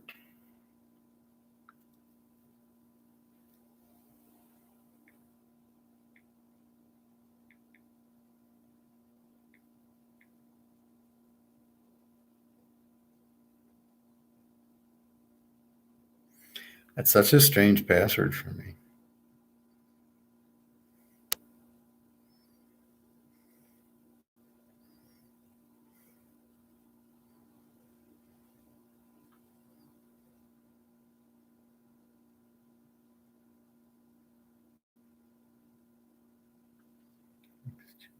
Must have hit something bad. –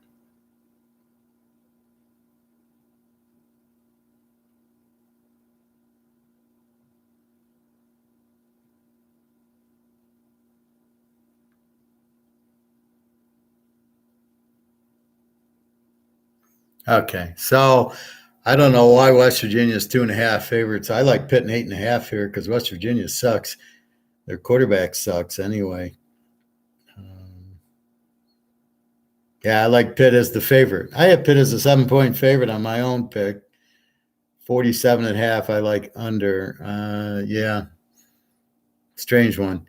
Kentucky 25, 49.5. Line hasn't really moved. Akron's an under team. Kentucky's an A with a good defense, and Devin Leary, the NC State quarterback, as is now in Kentucky. I like the game under. Kentucky's one of those you just play the games under, so I think that's an under game. Syracuse, Purdue. Syracuse 2.5, 57.5. This is definitely an under game, an over game. Purdue played Fresno State 39-35, and then Syracuse has been lighting it up with a pretty good defense. The game's at Purdue, so this will definitely be high scoring. Keep an eye on the weather, though. Could get some rain. You never know. Wind kills the scoring. So if it's a windy day, hurricane comes in, then it's always an under. Okay, G, I'm glad you got it.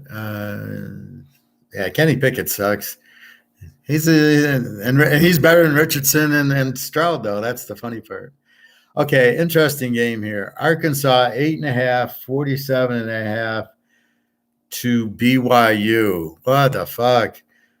First glance, I love Arkansas under field goal at home. KJ Jefferson. BYU played Sam Houston 14-0, and I'm scratching my head going, what the fuck? And they play another low-scoring game. So I got BYU as an under team, and I got Arkansas as an A team with Jefferson at home. I don't know what to do with this game because this should be an easy Arkansas, but BYU, is playing these low-scoring games, so you don't know what to think. So I still kind of like Arkansas with Jefferson laying 2.5, and he is playing. So that's that. New Mexico State. This is definitely, at first it was a revenge game for us, but now it's even better. So when I look at it, if I can find it, now I got New Mexico laying 1.5. So my first thought is I can get New Mexico State in 7.5. And then I see the over-under of 54. And then I realize that New Mexico's an over team. They score a lot, no defense. So something coach changed. New Mexico State, we know, is an over team. Pavia will score a lot, but they can't stop the win. And this turns this game into an over at 54. This is 48. This is a very good play.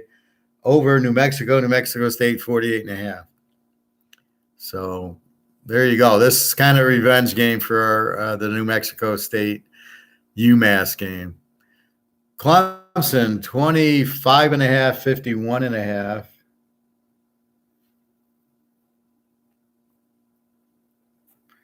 Against Florida Atlantic. Florida Atlantic is an under team.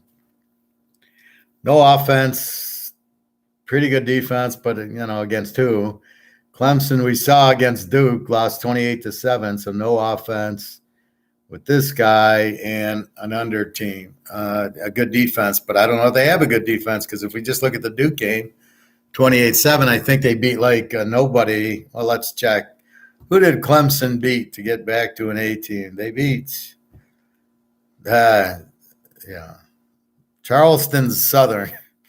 So they beat them 66-17 to skew all their numbers against Charleston Southern. So you've got no value out of that except for they gave up 17 there and 28 to Duke. So this is, again, why you can't just look at the numbers in trends or what I'm doing with the stats.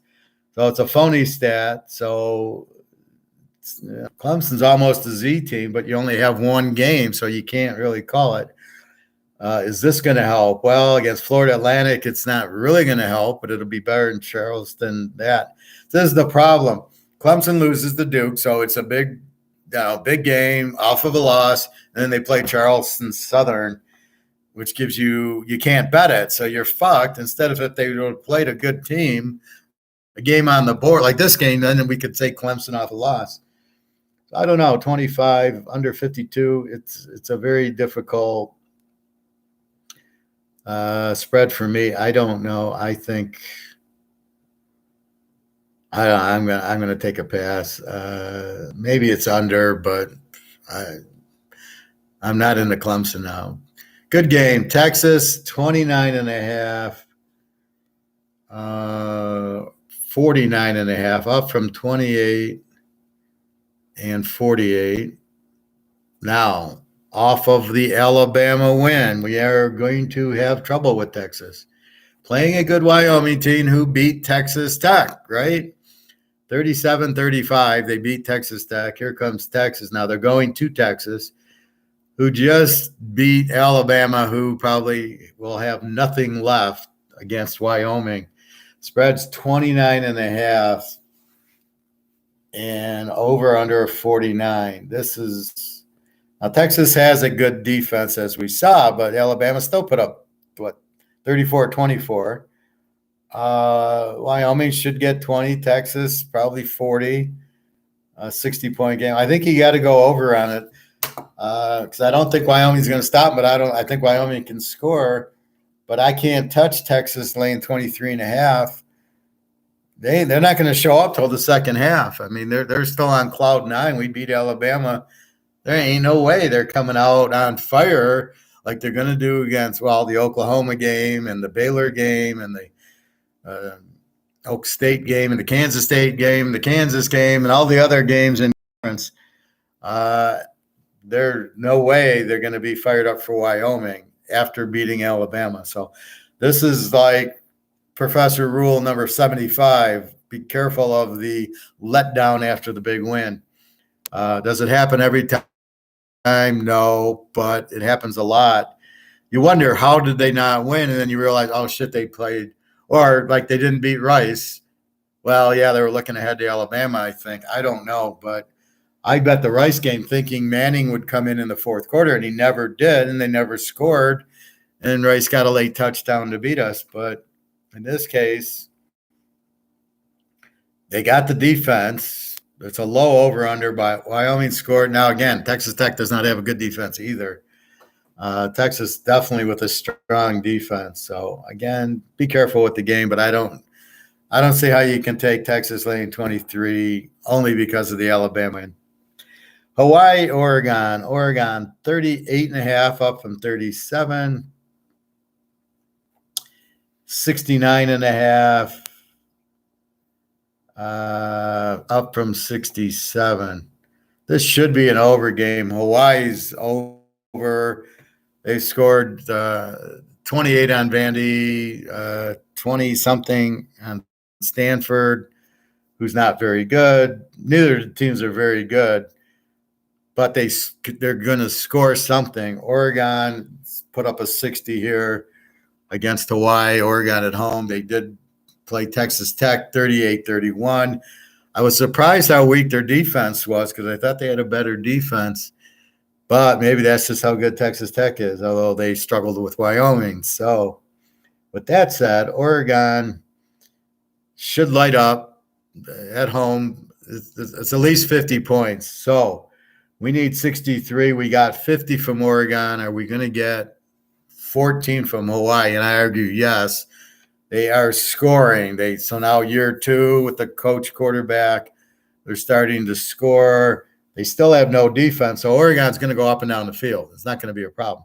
Oregon could get you the 69 by themselves. It wouldn't surprise me if they're in the 60s. So we need figure 10 points from Hawaii, who's now scoring against Vanderbilt and Stanford. So I think this definitely goes over. Bobby's game. All right. TCU 7.5, 63. Up from 7 and 63 against Planet Houston.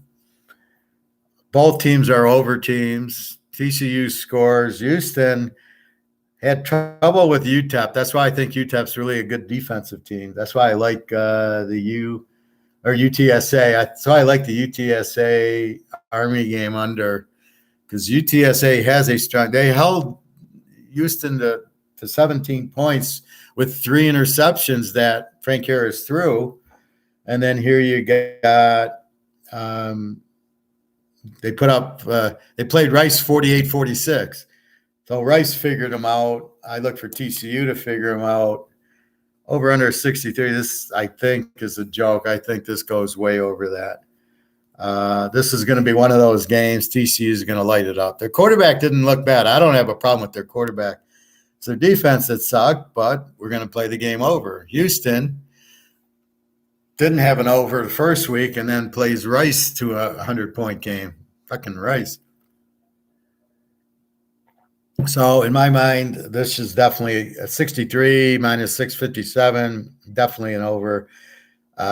Both teams in the 30s is very probable, and that gets you over because you don't even you need 35 to 24s of 59s a W, and you're definitely going to get that. TCU puts up probably a good 50 here without breaking a sweat. The game I already gave you, prime time, 23.5, 60.5 against Colorado State, up from 22. Colorado State with no defense just gave up a 50. Here comes prime time, who's lighting up everybody and lighting up Nebraska. Much better defense than Colorado State, even though they don't really have they're better than Colorado State. 22, it's only 16, 17. They're going to put up a 50 here. I don't know what Colorado State can do. It's a rivalry, so go Colorado. Just Coach Prime's going to try to blow out everybody, so they'll have the foot to the gas pedal. So this should be over.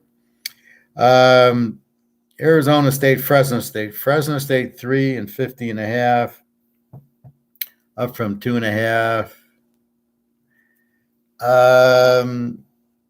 Fresno State. I like Fresno State. I think they're the better team. I have Fresno State -7. They're an over team. They went to Purdue and won.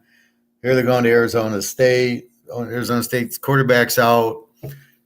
Decent defense. They're not a very strong team. So I like Fresno State, but I don't like they're laying 3 on the road. I hate that. Over under a 50, you can't really play that because Arizona State doesn't score and apparently has a decent defense. So we'll see. I think Fresno State wins the game. So maybe you take them plus the 3. Kansas and Nevada. Kansas 27.5, 58.5. Nevada's a Z team. Kansas is, as we know, the over team. I like Kansas. They just killed Illinois, and I think they'll kill Nevada here.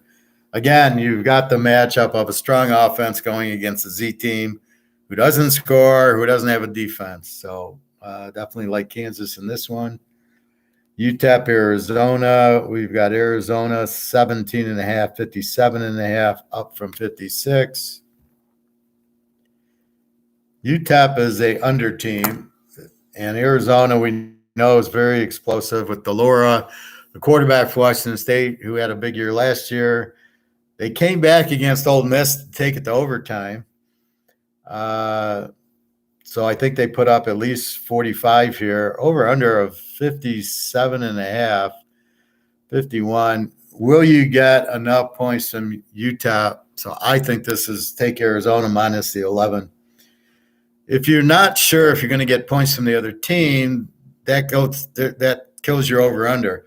So if you like Arizona over and they were playing Fresno State instead of Arizona State, then this would be an easy over. Fresno State, Arizona would be up and down the field.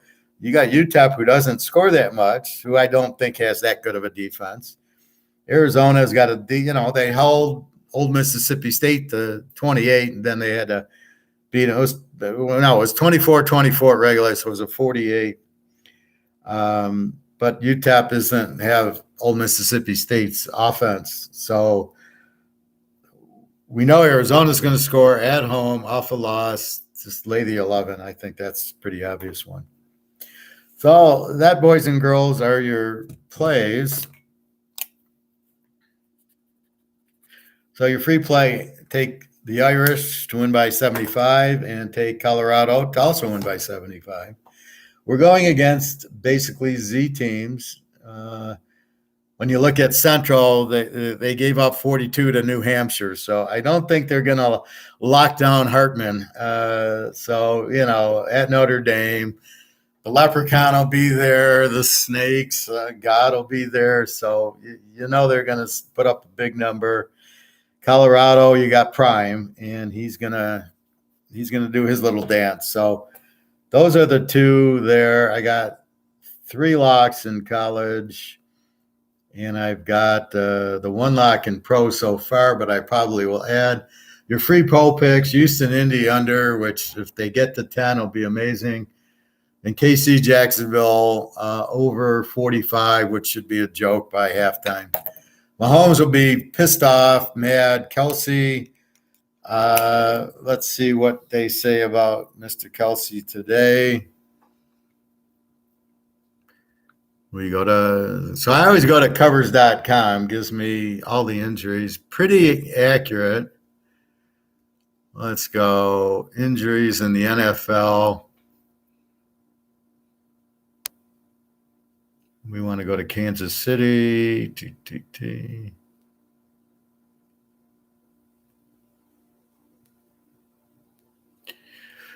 Kadarius Toney, probable with a knee. That guy should be shot and then hung. I don't know why he can't catch. Let's see.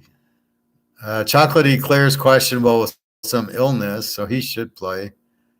Kelsey, tight end, questionable Sunday with a knee as of Tuesday, so they haven't updated it from Tuesday. I'd be shocked if he didn't play. It's a bone bruise on his knee, so maybe he can't take the shot. Injected into the knee, but I don't. If it's a bone, I don't know that you can inject it into the bone. So it's still going to go over. Their defense is still not going to handle. So the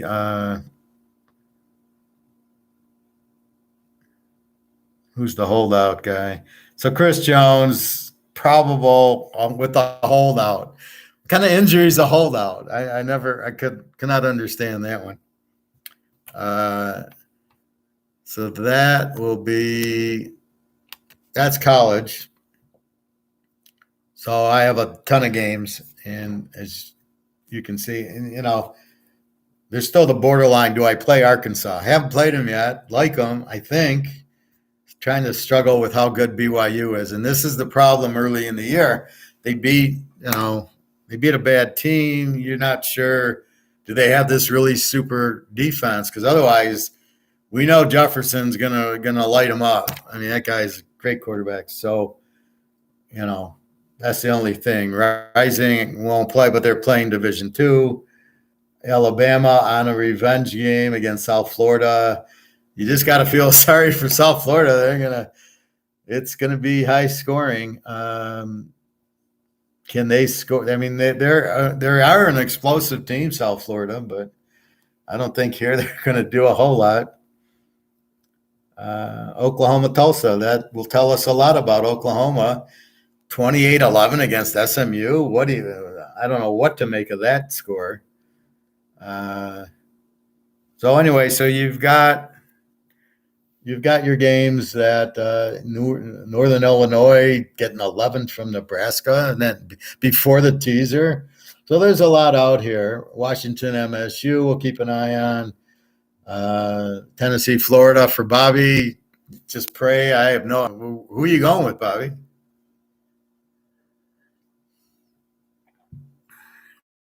The stream keeps jumping. Sorry, Bobby. I can't control that, but I haven't seen it jump in a while. Normally I'll freeze up and then I know it, but I'm not frozen. So again, I don't know if that's YouTube or not. I know my friend who bet said he was having a problem with his Google, and then I went in yesterday and my Google account had to be reset. So I think Google's fucking around with stuff. And wait till the Russians blow up the internet and all the Bitcoin people will cry because they can't get to their accounts. James, more than 5 peeps view Teaser King and server skips and puts. Do you understand that, Bobby? More than 5 peeps view Teaser King and server skips and puts. I don't understand it. You got Tennessee, Amanda's LSU and TCU. Arkansas, LSU and TCU. I thought Amanda was one of your new girls. Arkansas, LSU, and TCU. They're playing Old Mississippi State. You always pick the hard games, Bobby. I'm not sure LSU is going to win at Mississippi State. I know Tennessee's got a problem with Florida, but Florida's pretty bad. And then TCU against Houston. Yeah, I think TCU beats them. Not Notre Dame and Colorado, the easiest games on the board. Okay. So what about economics, Bobby? What do you want to talk about? There's one thing I want to talk about, just in noticing that this whole problem that government caused. Well, we'll see. I don't like Daniels as much as you do. And Old Mississippi State's pretty good team. I think they cover 3 points. I mean, if I got a bet on that game, I'm taking Arkansas on 2.5. Certainly not taking BYU plus 14.5. They can't score. You don't see Colorado or ND. Why not? They should have every game on there. I'll check again, and maybe, do you see it with no line, or do you just don't see it at all? It's got to be there. Why would they take those games off?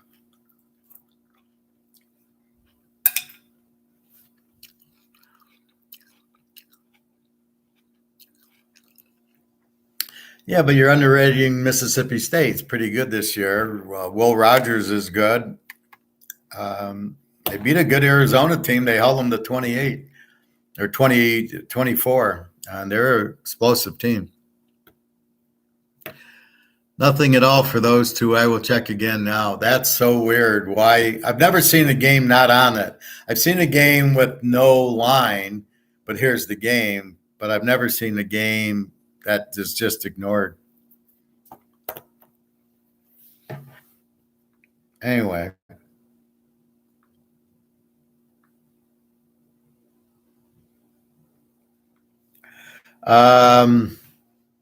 So here's one thing I noticed. We'll talk a little economics now. And football if you want. I mean, I just want to point this out. So the government got involved with schools, which created the schools to now charge $100,000 to send your kid to school, which has created this, as I like to say, you print too many dollars, you cause inflation, which causes the dollar to become worthless and the prices to go up. So A caused B, caused C, caused D. Government getting involved with college has raised the prices, but now let's walk what's happened. So the government raises the prices. It's bullshit. It's not free market again. So as soon as the government gets involved with anything and they take free market away, like they're doing with gold until we can get competition, they fuck it up. So why is college so expensive? All right, we'll talk economics. Notre Dame, okay. I'm sure Prime's in there. He's prime time. They want him in there. So government gets involved. College, send your kid to Michigan. It's $100,000 a year. So what's happened? So then how do the kids go to college for the 4 years, put up 100, 150, 200,000 in debt, but they don't get jobs. The jobs certainly aren't going to be paying that. Hell, I'd make that after 30 years. Not coming out of college, I'm not going to make that kind of money. But now I owe this debt, which has got to be what, 1,000 a month, if not more. And now with interest rates going up, it's got to be even more. So I owe this college debt. How do I buy a house? I can't. I don't have money. My credit score is probably shit. And I owe money on the student loan. How do I buy a car? I can't. How do I get married? I can't. I don't have any money. So I can't have a family. I can't have kids. They're too expensive. So I'm going to live at home with mom and dad, unmarried. What the fuck? So what has that created? So the housing market gets hit because the houses changed to be bigger because now the kids aren't leaving. So the kids go get the degree, go work at McDonald's, have no money for their own house and their own family, don't get married. As you can see, marriage is out.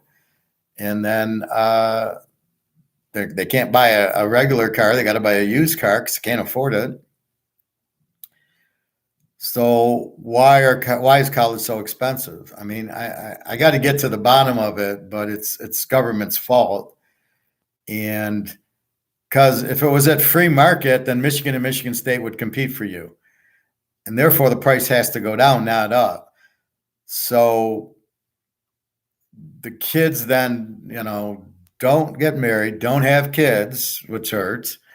They don't, it takes them a while to get the job if they get the job, but because they're fucking the economy up because these kids are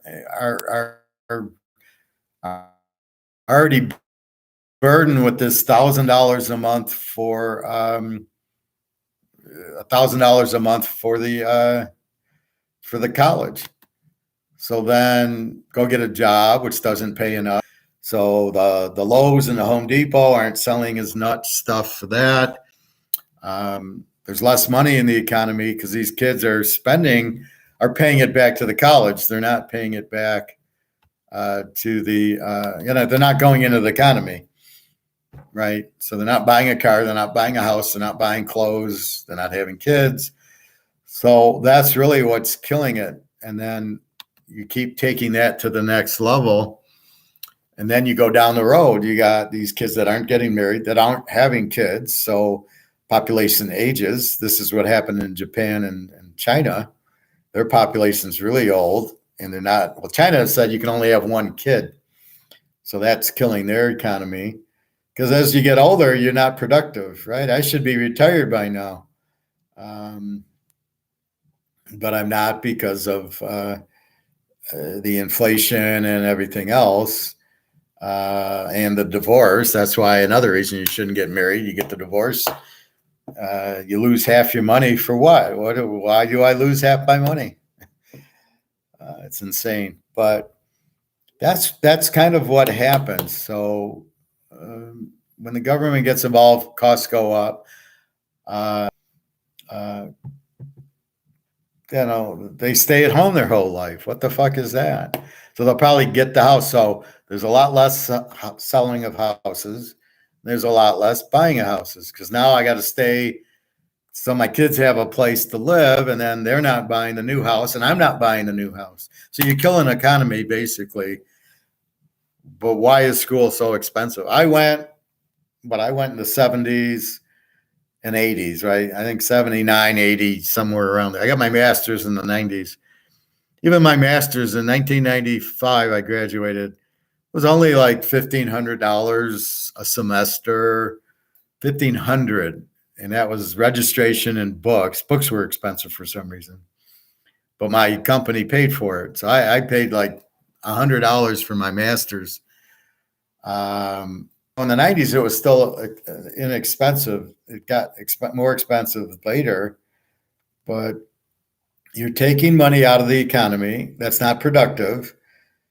You're taking consumers out of the economy because they're not, even if they get their paycheck, it all goes to pay their school loan off, not a house and not a car. They're not paying parts of the economy. They're paying the school and they're not getting any value for it. For $100,000, if I'm going to spend $100,000 in gold, I'm expecting to make $1 million on it, or on Amazon, or whatever the fuck. Even if you bought $100,000 house, you would expect it to go to 200. But when you put it into education, you're not getting anything out of it. There's very little jobs that they're going to give to entry levels. People have gone through the cycle enough that now I got a master's. I'm competing with some guy who's entry level. Who do you think is going to get the job? I'm getting it every time because I got a master's. So that's what you have. That's an example how government fucks up the economy. Why school is so expensive? Where's the competition? I mean, I'm ready to. I'll teach this for free, and I'll get all the kids and get them all masters in finance and economics, and they won't. It won't cost them $100,000. I mean, this is the problem when you take away the free market and competition. You fuck it up every time. They fucked it up with the dollar. They're fucking it up with gold. They fucked it up in college. He wants to say, oh, you don't owe the student loans. He's trying to get votes, which is unfair because everybody who paid the student loan. So I don't even know how you go to college now. I would certainly not recommend it to anybody to go to college unless you got a scholarship where you don't have to pay for either brains or sports. You got to be out of your mind to go get and even to go get $100,000 college degree in history. My nephew's got it in history, and I just rolled my eyes like, well, what are you going to do that? I think he teaches history now in California or something. What are you going to do? I mean, you're out of your fucking mind. I would now, if I had kids, or I marry one of these girls, they have a kid, they're not going to college. I'll teach them. They can learn and get different certificates. But first of all, the economy's fucked anyway because all these people that aren't in it, or they're not, or their first or most of their check goes to the student loan. Then they got food and utilities. What do they got left for? What's the economy? Just food, right? The utilities, the food. They're not going to be able to afford a new car. Maybe they get a junker. So gas, and then I don't know. I see all these people like going to the Lions game, and I heard the ticket. The radio station says, "Oh, we got 2 free tickets to the Lion game." If I won that, I'd say keep them. I don't. Unless you're going to pay for parking, I'm not wasting time going to a Lion game. And they're $176 a piece. Who the fuck's got $350 to go to a fucking Lions game? Are you out? Are you insane? Where is this coming from? So where do these people have all their money? Or is it all on the credit card and they don't care? I heard my friend at the pool, she says, well, what's happening now is people are just maxing out their credit card and throwing it away and not paying it. And there's a way to get get it excused, or like buy your house, buy your car, buy what you need the credit score for. Now you're all set. Now max out all the credit cards you can and just don't pay them. So maybe that's what's happening in the economy. And then the banks are going to also, now they're fucked because they gave all the money out and they can't get it back. And she said, oh, it's really easy to do. Just you write some letter, and I don't know if you go bankrupt for 7 years or not. She said, oh, she was like not worried about it. Like, yeah, this is what I'm doing. I says, well, I can't do that, but I'm assuming it the other way. I'm going to max them out, and then it's going to go to zero because the dollar goes out of existence. That's more plausible than I don't really want to go, bankrupt or anything. But that's what the government does without understanding or thinking. So it's a big Ponzi scheme. School, like the banks, like everything else, it's just the Ponzi scheme, and that's what these guys do. They Ponzi scheme you, right? And the whole banking and stocks are all Ponzi schemes. I mean, right now all the money's going into Amazon and Tesla and all that shit, and it's all gone. But where they're scamming you is you think you're going to make money at it. Oh, I'm going to make money on Bitcoin, or I'm going to make money on Amazon. You're not, because you're too you're too uneducated when to pull it. Like I say, in craps, if you hit 3 or 4 numbers, take your numbers down. If I go, I want the 6, 8, and 10, and it hits 6, 8, and 10 a couple times, take your money down. Because there's no fucking way you're going to go through more without the 7 hitting. And that's basically what you're going to get in the stock market and everything else. Eventually there's bad news, and eventually the stock tanks, and you're going to wake up killed because the JP Morgans are going to sell the stock and then give the bad news out. And then that's what happens. So it's very hard to make money in it. And if you notice, it's just those 4 or 5 stocks that all the Europeans and Asians are buying. That's why they're so high, right? This is a joke to the stock market. Some things that are $20 have a $200 value, and you want to call that normal? So this is why gold's gold. They can't fuck with it, right? You can't lose with it. There's no risk because they can't fuck with it. Even if the price goes down, it's COMEX. It's not real. It's not like people sold. Let's look at gold today. I haven't seen it yet.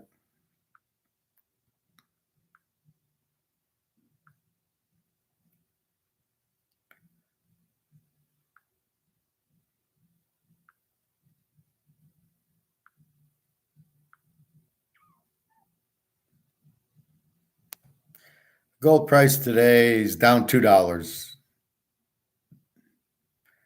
What is it at? 19 something.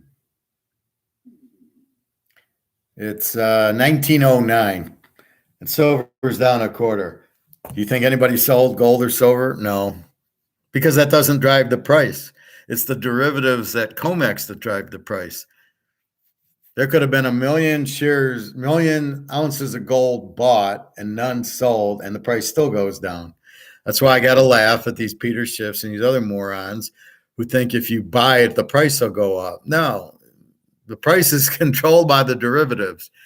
So if everybody bought gold today, if the derivatives were sold because the dollar got better, because the price isn't tied into the price is not tied into actual buying and selling. That's the problem, just like college. And eventually I would think, so if you got kids in college, I would not, how are you going to afford it? I wouldn't send them to college because they're just going to get a job at McDonald's anyway. So why spend $100,000 to get them a job at McDonald's? I mean, look at me. I'm at Harley for 4 months. They let me go because of the budget. I got a master's. So what did it get me? Yeah, it got me a good pay for the few months, but now they can't afford it. So even if you do get the master's and you spend all that money on it, you're still fucked because who's going to hire you? That's the problem. So it's a very, again, if we go through Say's law, supply creates demand. So what skill set is somebody going to pay me for? So where are the jobs that pay entry-level people out of school, and how much do they pay? That's what you need to look for, and that's what you need to go into. So I guess it's like healthcare and stuff like that because everybody's getting old. So if you're going to be a nurse or a radar or radiologist or, gas passer or something like that, if you like medicine, which I don't, finance, I don't know. Is it all going to AI? I don't know. If it is, then IT's the way because you'll need somebody to watch the AI. So it's like going from the buggy whip to the car. So instead of people with the horses and the buggy whip, now you need people that can fix engines and tires and stuff like that. So it created its own universe. I don't see where electric has any chance because most people can't afford the car anyway, and they certainly can't afford the electric car. And I have my Camry. I'm not going to sell it for an electric car. Why would I want to go into payments now that are 3 times what I just finished paying for my car that's only got 50,000 miles on it? So that whole thing doesn't make sense at all.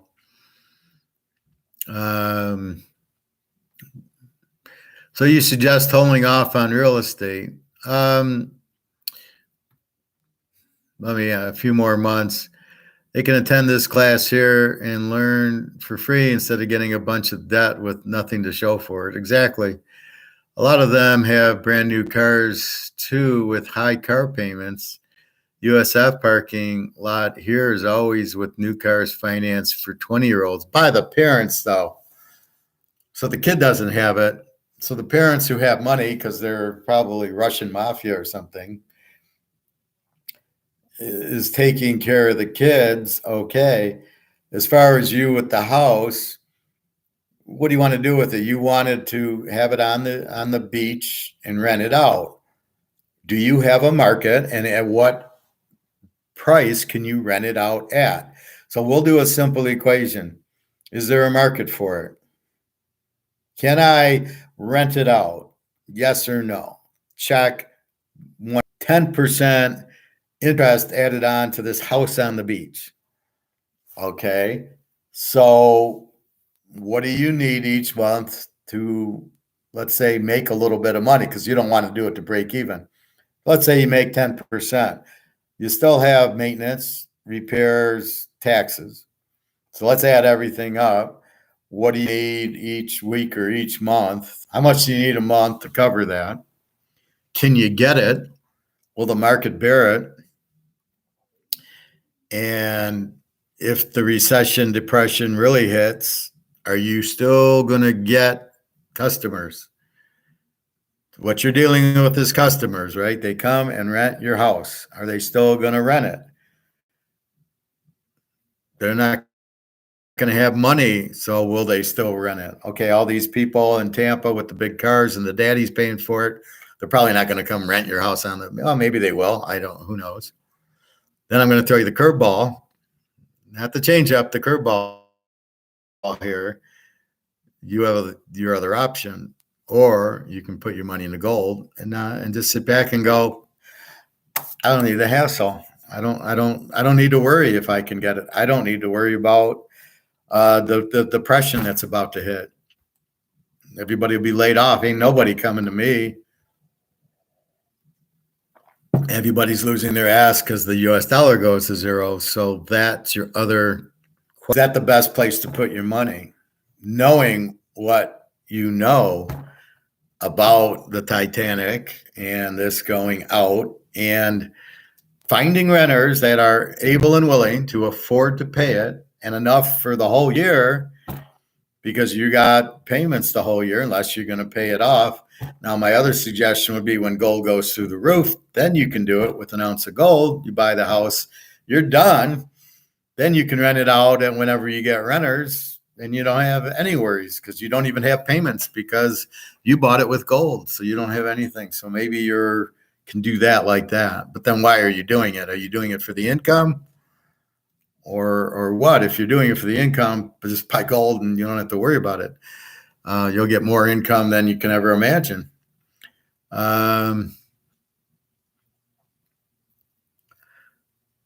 Okay. Yeah, the market for it definitely is a yes in this area, as the location is by beaches, restaurants, nightlife attractions.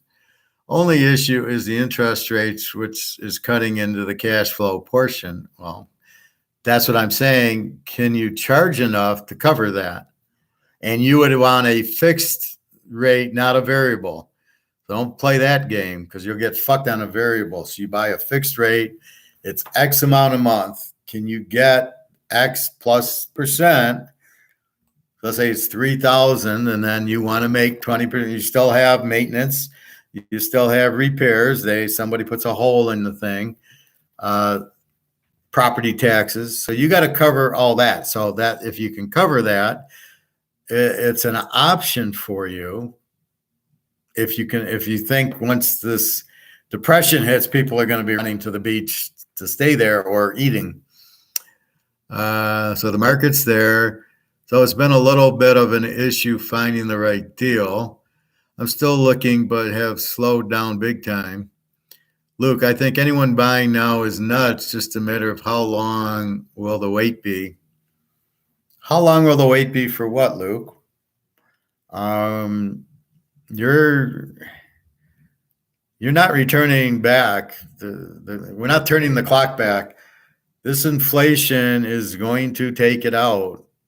The game's over, basically. I mean, nobody wants to understand that, but it's over. That's why you're sitting on gold and silver. You don't have to worry about it. So Bobby buys a house. Interest rates are not coming down because inflation keeps the price up. It's not like, okay, inflation's okay and everything's back to normal. It's not going to happen like that. So you've got the inflation, which means higher interest rates because nobody wants to lend money and get paid back in inflated dollars. It doesn't make sense. So that's what you have. Gee, TK, would you play or the over against Bethune? Bethune-Cookman? What are you talking about? Would you play or the over against? Houses to come down, Luke says. So I think anyone buying is nuts. Just a matter of time. How long it will take houses to come down in price? Well, the houses will come down when the dollar goes out. So that will happen soon. Once the BRICS goes, yeah, everybody jumps to gold. Everybody gets out of the dollar. The houses will go down. So yeah, from that standpoint, maybe 2 ounces of gold for a nice house. That'll be what'll happen because people will need money and they don't want the green stuff because it's not money. They will want the gold stuff because it's the only thing recognized as money. Believe me, when the shit hits the fan and you got gold and people see that, they will very happily take it. And the problem that all these rich guys have is they don't understand that I got $1 billion in this, that it's worthless. They don't get that. Or I got money in stocks. They don't get that. So that's really the biggest thing. They don't understand. They think they're well off now, but what they're holding is going to zero. And that's the part they don't get. And that never has happened before. 2008 was not inflation. It was a housing crisis.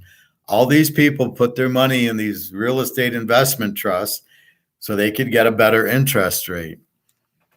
And we can compare it to Madoff. Everybody was in Madoff because they could make money. They didn't understand how they were making it, but they were making money every month. So it's the same kind of thing there. The people want to make money, but they don't really understand it. So in 2008, the Ritz assault on Wall Street. Oh, your 60,000 is worthless now because you know what? Everybody defaulted on their mortgage, and therefore, since they defaulted on it, we have to close the fund because the fund wasn't getting money in, we couldn't pay you out, right? So as people pay their mortgage, it goes into the fund, and then they take a percentage for themselves, and then the rest goes to the people who have paid in and bought these real estate investment trusts. Like the assault on Wall Street guy. He paid $60,000 and got how many writs for that. And that was based on people paying their mortgages. Once people stopped paying their mortgages because the variable rate jumped from 1% to 5%, and they said, I can't afford that. Once that happened, so what happened was Wall Street fucked everybody. They sold it all, and then all the prices dropped, and everybody owning it went out. But that's not what's happening this time. This time, Joe the Anvil Biden is sitting there printing 10 trillion, 20 trillion of these, printing another, $1 billion a day to pay the debt that he's now got to $33 trillion. Let's not forget, you have a debt you have to pay. You owe other countries. You cannot just not pay them. So as this goes to zero, because now you're printing and inflating it to zero, that's a whole new ball game than what happened in 2008. That was Wall Street fucking everybody, because as people didn't pay, they then said, oh, these are worthless.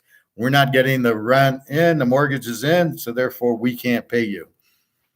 And then the guy shot everybody, which he should have. So that's a whole different ballgame. You did not have the inflation back then. This is worthless. So they can't even bail out Wall Street, because what are they going to do? Here, I'm going to give you a dollar worth 2 cents. Here you go. There you go, Morgan Stanley. They're fucked. Everybody holding this is fucked. That's the difference this time. You have massive inflation and a massive debt. It is not 2008. It's not even close to 2008. That was a Wall Street thing. And the bigger kicker is, this is a worldwide currency issue problem.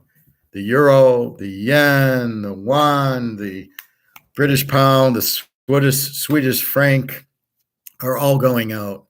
So it's going to hit everywhere. So anybody who would buy your stuff, so maybe, Bobby, Europeans come to you and want to rent out your place. Well, they're not coming because they're fucked too. Their dollar's worthless. They've got debt up their ass.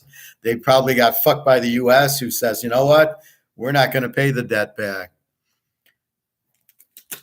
And that's what Russia and China are saying. Okay, fine. You want to deal in dollars?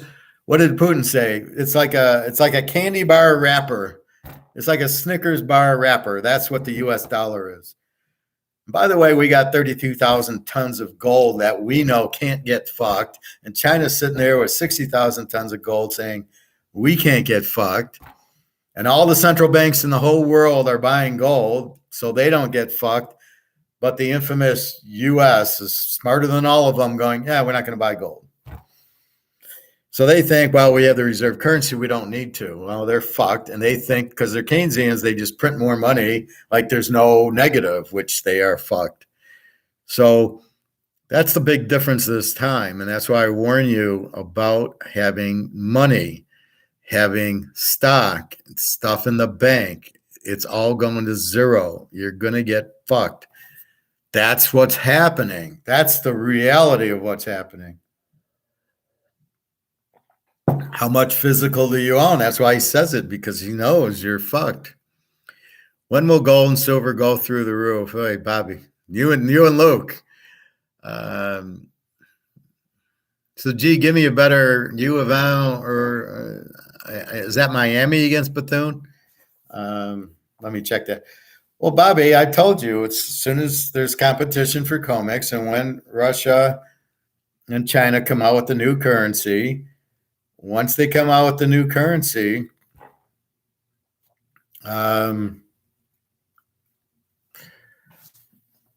then there's competition for the dollar. Let me answer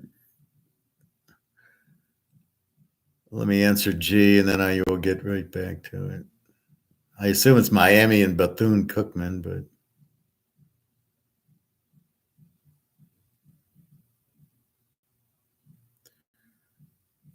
I won't even see a line.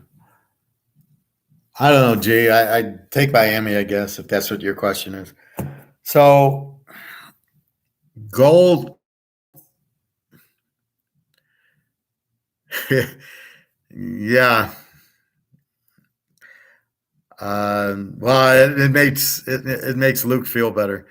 So we're waiting basically for COMEX to stop keeping the price down. That will happen when, see, right now it's a monopoly. They're the only ones. They write the derivatives. They keep the price down, and there's nobody on the other end doing it. But now with this Basel III, which says if you do a derivative for 50,000 ounces of gold, you've got to have the 50,000 ounces of gold. BRICS cover. So BRICS, when you have all the gold, want the price to go up. You don't want it to go down. There's nothing left to buy. I mean, why are we keeping the price down when there is no gold to buy? So they're just cleaning up the end of the gold. There can't be much left. All the central banks are buying it. So once you have it and you got 32,000 tons of gold, you're more apt to say, okay, let's take it to 20 grand already. And the U.S. is fighting because they don't have any gold. So they don't want gold price to go up. So there's this little war between the US, Russia, and China about let's have gold go up. Oh, no, we don't have gold. We don't want it to go up because then we'll lose our monopoly on the reserve currency, the dollar. And everybody's going to say, fuck you. And everybody's going to go to gold. That's when the price goes up. I'm guessing soon. The Russians have already said we're back new currency by BRICS.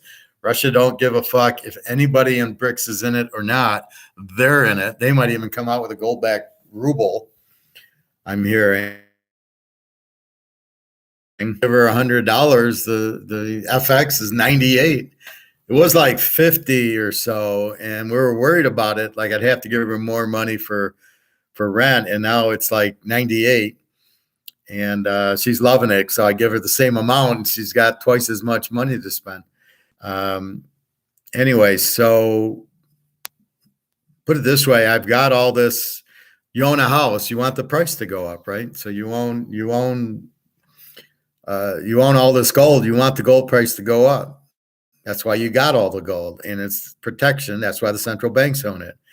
Why would they buy it all? Because they Keynesian bullshit of, well, we'll just print money. We won't back it by anything. Yeah, that's like eating chocolate. I'm going to eat chocolate, but I won't gain 50 pounds, and I won't get diabetes. Yeah, but I'm going to keep eating it, and I'm fat. Well, I'm going to keep eating it, because I won't get sick.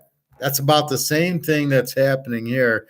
I'm going to keep eating M&Ms, and I'm going to keep my sugar is going to go up, my blood pressure is going to go up. But you know what? I'm going to keep eating it, and that's exactly, we'll keep printing it. So it's going to blow itself up, and it's, as I say, we saw by Labor Day, and it's still close. And BRICS has said yes, we're doing it, and we will see. And Russia's winning the war 75-0. So that's basically what you have. You have that whole war aspect, and just that's what is going to make gold go up or make time travel possible, either one.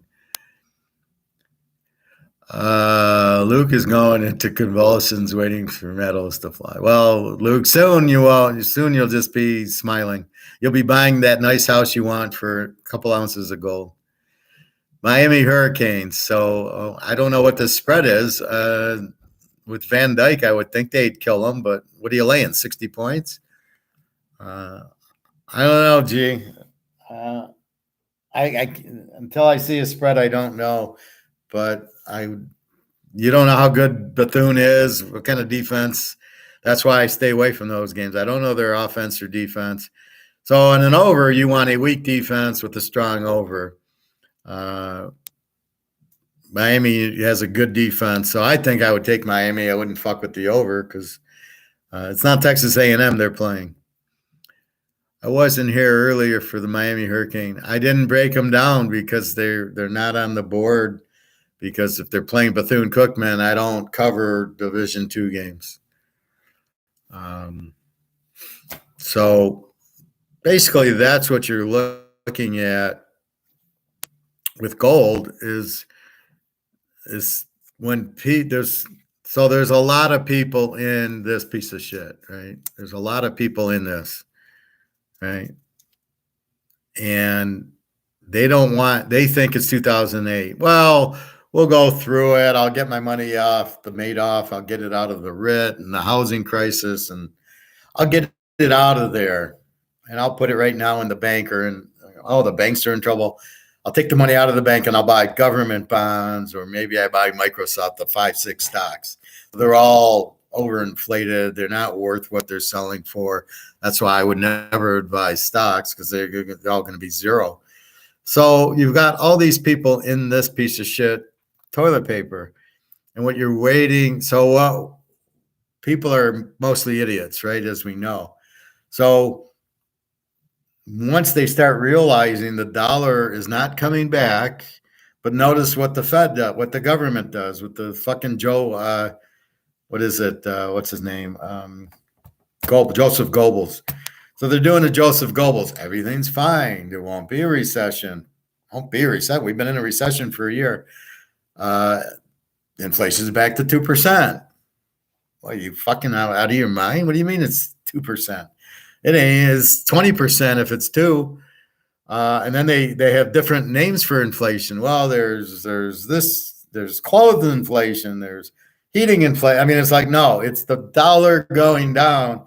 This is the inflation. The prices are a convenient form of this being worth less. So they need to raise the price to get the same amount if they can, if the consumer will let them, as I've used that example of the ribs or the cars, where if you charge $45 for the ribs, nobody's going to pay. So you can't cover the additional cost or you go out of business.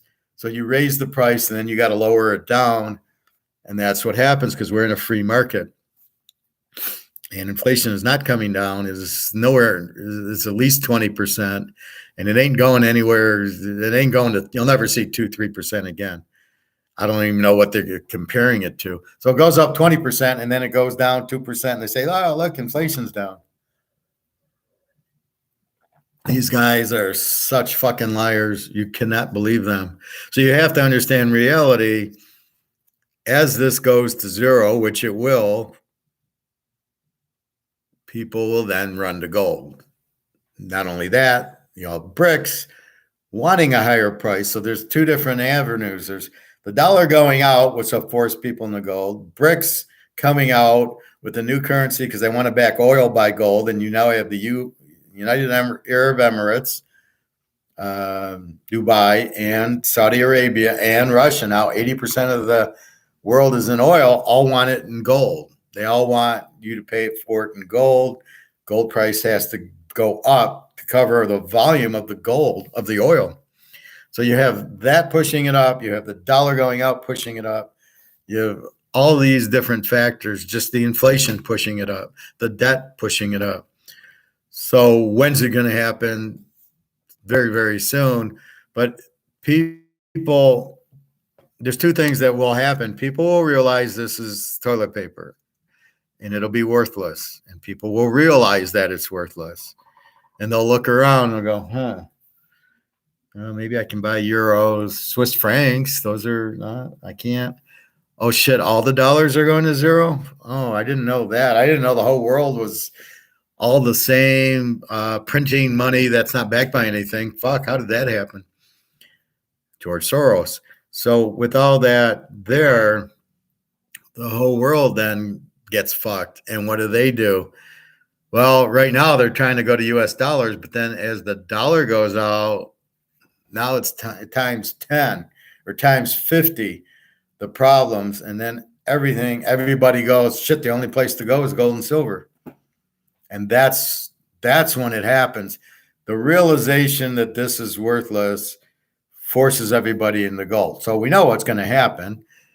We don't know when. We know it's close because they keep printing and printing. And now with all the debt, they have to print more and more and more.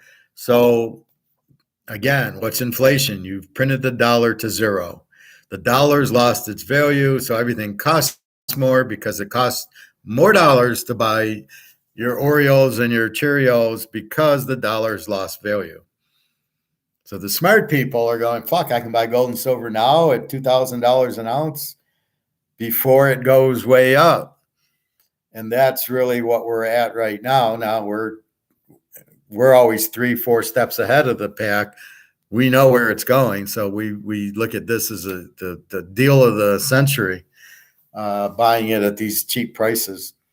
So don't worry about houses now. Don't worry about buying a house on the ocean. And again, you're going to buy it with 2 ounces of gold that you spent $2,000 for. That's now worth $50,000, $60,000 an ounce because it's been set on COMEX. Nobody believes that. Well, the high is 2,100 because COMEX. Yeah, there ain't going to be a COMEX. And there's going to be Russia and China with their whatever marking gold at their currency for oil, and BRICS coming out with the gold backed currency. So there's so many things that have never been before. 2100's COMEX dollars, not free market. So that's much different than a COMEX controlled price fixed market. And this is what blows my mind with all these so-called economists on YouTube, except for Alligator and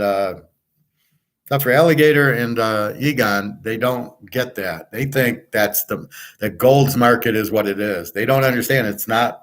That's not the real market. That's a price fixed market. So that's why I say the high price. Once we get off of that and we go to the free market for gold and silver, and I point out a Montana rookie card, $100,000, where the fuck you think gold's going to?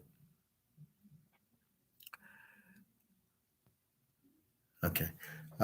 So really that's what's happening. We know that's what's happening. Well, when is that happening? And again, it's not a schedule like a football game. We know Notre Dame's playing Central Saturday at whatever, 1 o'clock or 2 o'clock or whatever. We know they're playing it at Notre Dame. We know 3 hours later, approximately, there'll be a winner and a loser and a score. We hope we cover and we win it, but we know there'll be a score then. We cannot play gold the same way because it's not scheduled. It's when people realize the dollar's worthless, when the BRICS come out with the gold-backed currency, when the oil gets switched to gold instead of dollars, it's already off the U.S. It's just a matter of time. The Romans, I'm sure everybody in Rome said the same thing. Oh, we're too big to fail. We're the Romans. We're number one. We're the Alabama of the countries. We're not going to lose. Imagine what happened as they took all their gold out of their currency and all the silver, and then they went out, right? They had heavy inflation. They were gone. We got heavy inflation. We're gone. There's nothing we can do to stop it but back our money by gold, which they won't do because the Keynesians are running it and they don't know what the fuck they're doing. And it's I can't wait till BlackRock goes bankrupt and Vanguard go. All these investment bankers go bankrupt because they don't know what the fuck they're doing, and they're not really that smart. They hold other people's money, so I have a $1 trillion portfolio. Well, it's not your money. You've got all these other people who are investing that you're managing it for. It doesn't mean you have it. You don't have 1 million shares of Coca-Cola. Your clients have the 1 million shares divided up by the million customers you got. This guy's a salesman. He sold property, this Larry Fink guy of BlackRock. So all he's doing is that.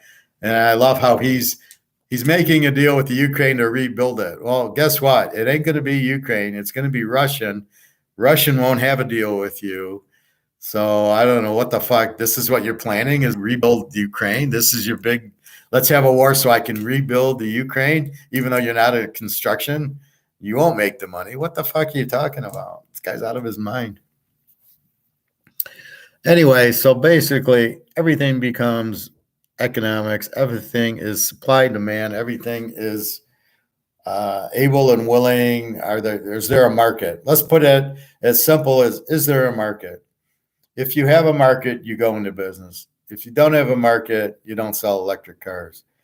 And that's really true for everything, right? Women, poker, football, money. Is there a market for it? And so what's going to happen is there won't be a market for the U.S. dollar. Nobody will want it. Just like electric cars, nobody will want it. That's what's happening, right? So you've got to. It all goes back to Adam Smith. They want the goods at the bakery, so the guy makes more, and then the baker across the street sees it, and he opens up his bakery and starts selling, the scones or whatever. So that's all it is. What do people want? That's why you can't. That's why we control the market and the government can't. Even though the Keynesians and the communists want the government to control it, you can't. At the end of the day, you'll go broke because we control the market always. And if we don't like it, we'll make a black market out of it, which is what always happens. Oh, thank you, Bobby. Well, thank you, Bobby. I try to. But like I said, that whole school thing, I kind of started thinking about, and that's being an INFJ, I take it to the nth degree. But that's really the problem in the U.S. right now is these high college costs, right? It all comes down to they're fucking the economy up because the kids don't have money. I mean, yeah, and there's certain rich cases where the parents are paying for it, but where the kids are paying for it, which is probably 99% of the country, they are living with mom and dad in the basement because they probably can't afford the payment of the school. Now, that's what it leads to. So that's where it leads to strippers and prostitution, as I was talking. So now a girl goes to school, which she can't afford, but she wants to be productive. So all these foreign movies I watch, and the girl becomes a prostitute because she can't afford it. But she doesn't really want a prostitute, but she needs the money. That leads to girls stripping. Because I always wonder, why do girls prostitute and strip, but guys don't prostitute or strip? Very, very few. And so the girl prostitutes, she strips, and you see all these pretty girls doing it, and you're wondering, why are they doing it? That's the answer. Because they want to get better. They know they need school, but they can't. And then let's say they graduate, they owe $100,000. They go to work, there's no jobs. So they go work at McDonald's. I hear that all the time. Well, I was at Starbucks making $6 an hour. Or I could prostitute and make $200 an hour or $500. I could do porn and make whatever. I don't know what they make, but that's why they do it. They're pretty. And then it goes back to Say's law. There's demand. Guys want to see pretty girls naked or have sex with them. That's the point of it. That's why the girls get into it. They have no other option. They can't find a job to pay the student loan off, to get their own car, to get their own place. That's why you see in these movies, they all go get the apartment and then they can't afford it. And they don't want to keep doing the prostitution. And then the guy hits them and all that bullshit. That's why you have Amsterdam, where the girls all go there because they can't get jobs. There's no jobs to get because you're killing the economy. So then they keep printing the monies to keep stimulating the economy that way. And that's why the girls prostitute and do porn, because it pays and they're pretty. So therefore there's demand to see them. And that's the problem. But they don't want to do it. Well, most of them probably don't. But the money's so good, you can do that and make $1,000. You work at Starbucks and make, $10 a day and pay taxes on it. So from an economic standpoint, in their minds, it goes, oh, I'd rather have meaningless sex and make, $2,000 in a day, or do porn and make $2,000 in a day than work at Starbucks and make $80 a day and pay taxes on it. In a job I hate, I'm there 10 hours a day making coffee, which I hate. So you can see they're not going to get, what are they going to get? Executive jobs. They're going to get upper management jobs with no skill out of college, but they're pretty. So they're going to be secretaries, or they're going to be maybe accounts payable, accounts receivable clerk making $25,000, $30,000 a year in a boring job that they can have sex and make so much more. And that's why they do it. So that was the second part I was trying to step to that I forgot, but I just remembered that. So all these girls like prostitute and fans only and doing porn. Like everybody does porn, right? Before it was a selected few and the girls.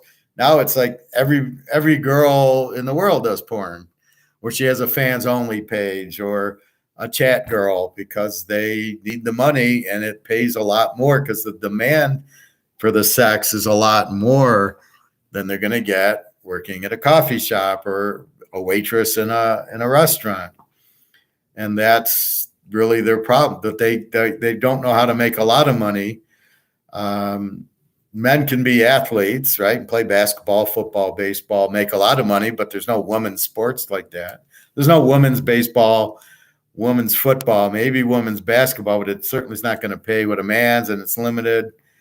So you follow Say's law. You follow what's the demand. I'm a pretty girl is the sex.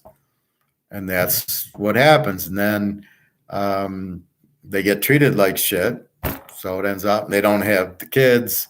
Although I find the Russian and Ukrainian girls all have kids. It's something there that they have to have a kid. I don't know what it is, but it's all, and they don't take care of the kid, but they have to have they have to say, I'm a mother. I have a child, and then the child runs around, and you get all the chaos. But so that's what I notice in Russia. The girls will have the baby, and then they get divorced and they move on, but they can say, "Yep, I've had the baby." And so that's really it all comes back to Say's law. What is the demand? Well, sex is always the demand. And so guys will pay for sex before they pay for a slab of ribs that's $45 or $200 tennis shoes or other expensive stuff. They will always pay for sex, which is why there's always that market. And if they're pretty, they have an ingrown market right there. That's all they got to do. Why it's illegal is beyond me. If there's a service that people want, well, if I'm willing to pay and they're willing to perform, I don't get the problem. Why does it need to be illegal? That part doesn't make sense. So that's why Amsterdam, it's legal. So you can go there and not have to worry about that shit. But yeah, it's kind of weird that they would make that illegal. Sort of like marijuana was illegal. What's the point? There's supply, there's demand. People like to smoke, people like to drink, people like to smoke cigarettes. So why would you make it illegal? It's up to the person to choose his freedom of what he wants to do and do it. So anyway, that's why the girl really dead ends, right? She goes to college, she wants to better herself. There's no jobs for her. Why she thought there'd be a job for her, it's, again, they're going to be payable as a receivable clerk or what, the medical stuff where they read x-rays. Maybe there's a few who go work at a hospital or a doctor's office. How much do they make? I don't know.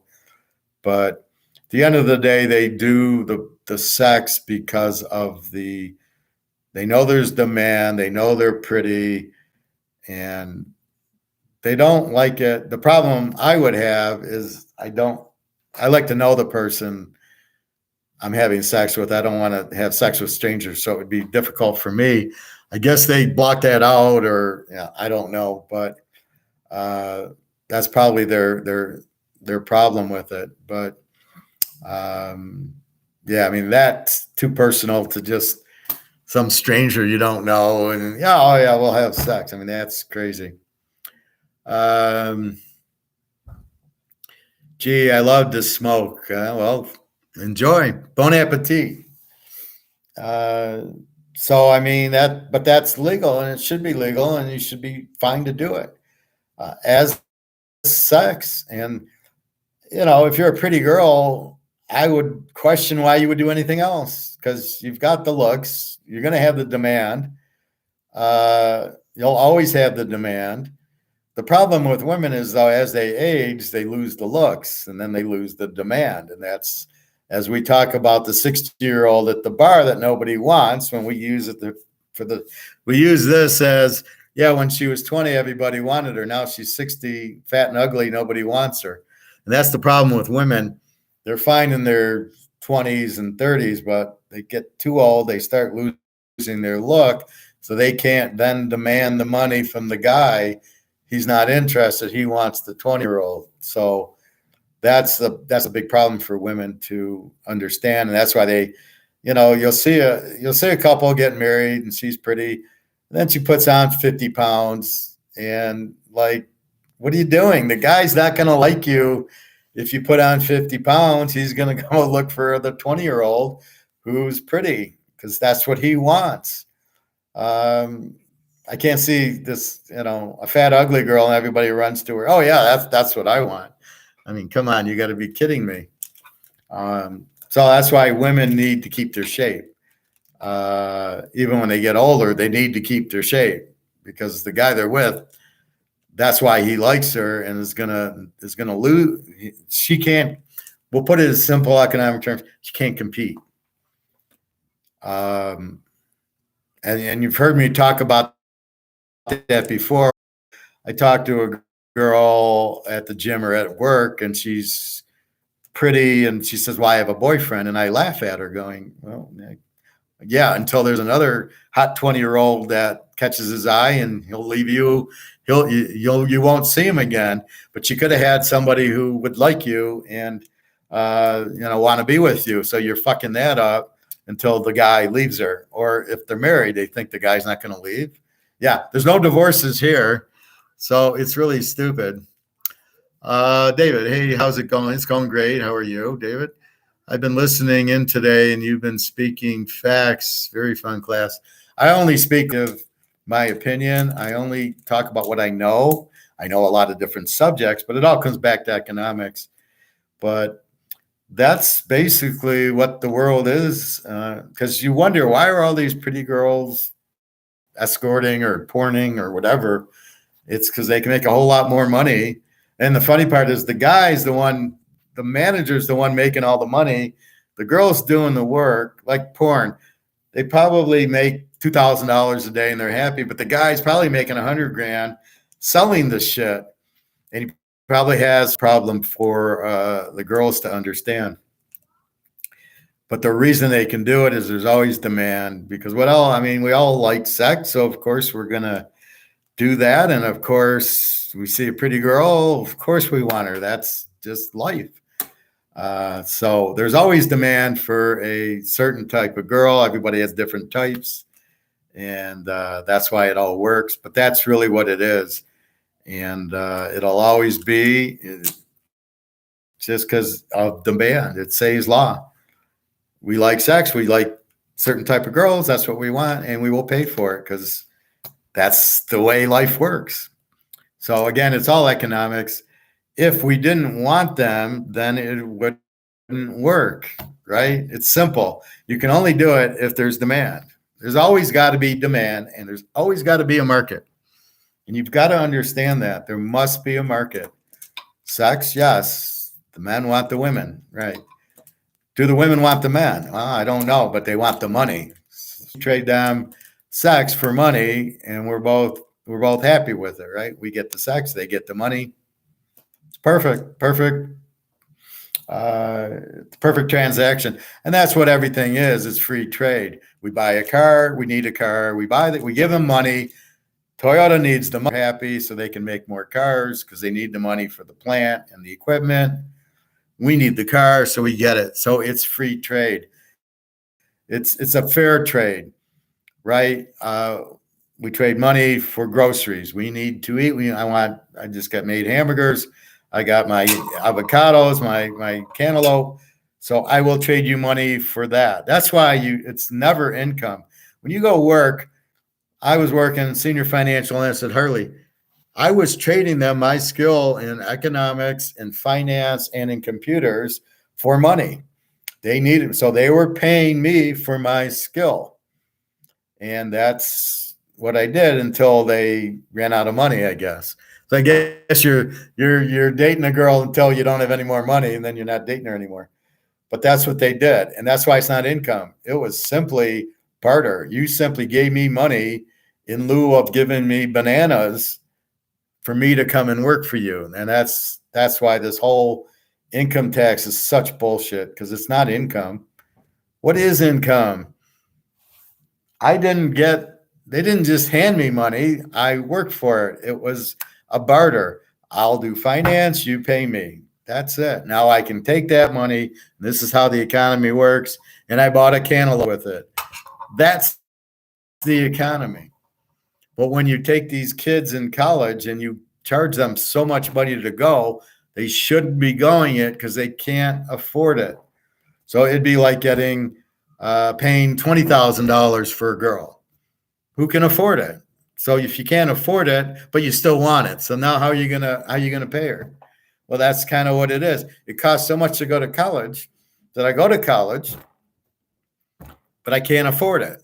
So now I got to take a loan out, but then I can't buy a house or a car because all my money I make from my job is going to pay the college back.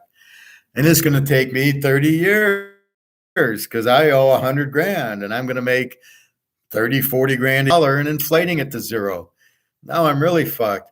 So when I tell these I tell the boys and the girls, all the lifeguards, anybody at the club to buy gold. I don't have money. Well, you better find some. Even if you bought 10 ounces, it'll turn into 2,000 an ounce. At 10 ounces, you just made 20 grand. You can't afford not to buy it because the dollars you hold will be worthless and you're going to be fucked. But you have an out. I'm giving you an out if you're smart enough to learn.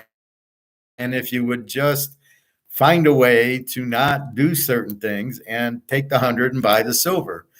You got to be smart to understand this is the deal of life is right here, buying gold and silver at these prices right now. You'll never find an easier, no risk, huge return. We'll call it an investment, but it's really, I don't know what you call it. It's not really an investment. It's just a no-brainer. It's no risk. Your gold's never going to zero. It's going up. Your dollars are going to zero. It's simple. It's just simple. Bobby, just not the fat 50-year-old. Well, it depends if you're into fat 50-year-olds. I'm not into fat 50-year-olds. I don't know. My girls are like in their 30s. And I was thinking about that. That's probably for older guys at 35-year-olds, probably because they're old enough. The 20-year-olds are kind of a little screwy. And then they'll treat you better, and they're still hot in the 30s. So, I mean, mine are 32 and 40 and 38. So yeah, they're at the perfect age, I think, for older men like me and you guys. So I mean, that's really the problem. The cost for college knocks everybody out of the market. They can't buy the cantaloupes. They don't have money for a house or a car because it's all going to the college. That's the problem. So you have to not go to college because you can't afford it. You can make the same amount of money if you're a girl. Just go into porn or escorting or fans only.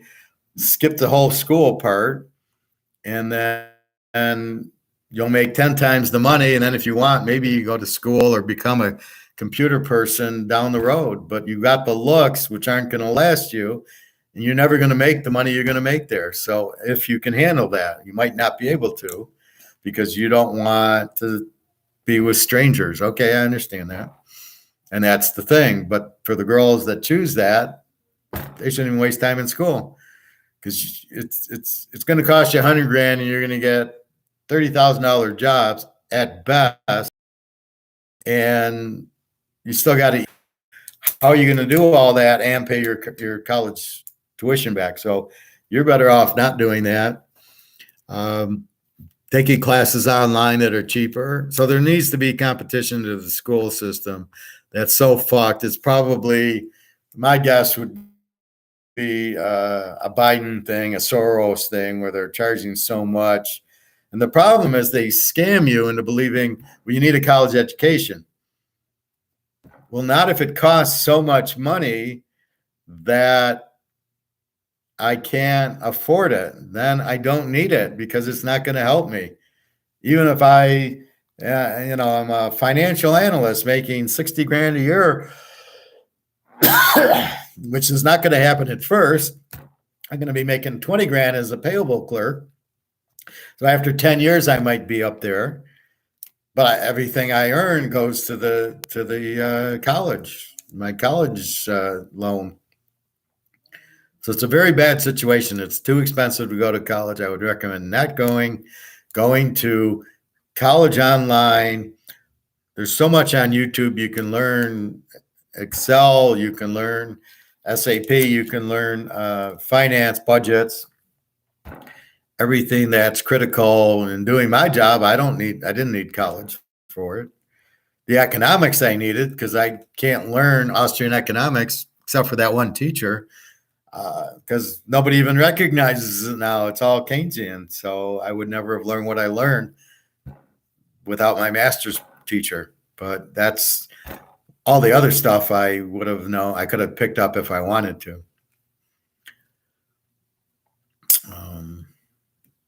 The fat 50-year-old is basically the US dollar. That's the fat 60-year-old, yeah. So when you're asking how much longer does the fat 50-year-old go to the bar and get picked up, at what point does she not get picked up? Is the same as saying at what point does the dollar, does the gold go way up? It's the same. It's the same function that you're asking, just a different, you know, a different item, but the same question. And that's really where you're at. So anyway, that's what economics really is. It's free trade. It's supply and demand. Does somebody want something I have? And it's the same thing in like I said, in gambling and poker. Again, is the odds right? If you're betting football, you got to pay 13 to 10. Fuck, I'm not bet. It's not worth the bet. It's got to be 11 to 10 or 10 to 10 for me to bet a teaser. 13 to 10 isn't worth it. 12 to 10 is pushing it. I prefer 11 to 10. That I can handle. But if it's so expensive for you to lose a bet that you got to win 2 to come back from it, it gets very difficult. Unless you're the professor, that is. So depends what it is. Same thing with women. It's all competition. Do they choose you or Joe or Phil or Steve or Bob or Ted? I mean, who do they choose? Normally, it's how they treat them. Like Daria says, I'm safe with you. Jenna says, you take care of me. Carmen, I don't know what her deal is. She just wants nice vacations. Alyssa wanted me to marry her, but I didn't want to start having infants again. So in her world, she was happy, but I didn't want to be in her world like that. But basically, it's just what they look for, right? Okay, he looks, it's money, personnel. How do you treat them? That's the keys to being with a woman, and then it's. But wait a minute, I want the competition because I want to meet enough that I am with the right one, or maybe I'm with 2 or 3 at the same time. Doesn't matter. So that's life is all economics. You just don't realize it. It's is there demand, is there supply, and then you haggle on the trade. With girls, it's money. With Toyota, it's money. You go to the grocery store, it's money. Going to work, it's money. So it's always the free trade of I'm going to pay you to do the job. I want enough. Then you go to the grocery store with the money. No, I'm not paying $5 for Orioles. I'll buy something else that I can afford. Girls, it's how much, if the one girl wants, oh, you got to buy me diamonds. Okay, forget it. Her cost is too high. If she's happy just being with you and you buy her, a little bit here and there, you give her an ounce of silver and she's happy. Okay, that's the other thing. So that's really what you're, but it all comes back down to economics. Same thing in football. We bet, is the line right? Colorado lane 22. Oh, that's a bet. If it was 42, the cost is too high. If it's 12, we bet more on the game. So you analyze the game, then the spread is sort of like the money, it's the free trade. It's the trade of I bet the game because of the line, and that's what I keep saying. If the line is right, I lock it. If it's not right, I might play it, and if it's way off, I don't tell. That's why I say, I don't know. I don't have a good line. If Florida was favored by 7, then we'd all lock Tennessee. That would be a good line, but Tennessee being favored by 7, it's who knows? It's in Florida. Wouldn't shock me if Florida won. Wouldn't shock me if Tennessee won. So I don't have a good take there. But in these other games, like like Notre Dame, I'm giving you CMU gave up 50 to New Hampshire. I think Notre Dame's going to be in the 70s. So we've got, even though we're laying like 34, it's a reasonable free trade. So everything's free trade. Women, the dollar, the gold. The gold at 2,000 is well worth it. If the gold was 10,000 now, would we buy it? Well, that would be maybe. Once we know BRICS has entered the conversation and gold's now free market, then it becomes, it's like, okay, would we buy the Montana rookie for $100,000? It's a PSA 10. It's free market. It's been sold for $100,000. Would we pay $100,000 for it? At least we know there's a market for it, and that price is not outrageous. That's why I laugh at gold at 2,000 when clearly it should be the same 100,000 that the Montana rookie's at. So anyway, that's really what you're looking at.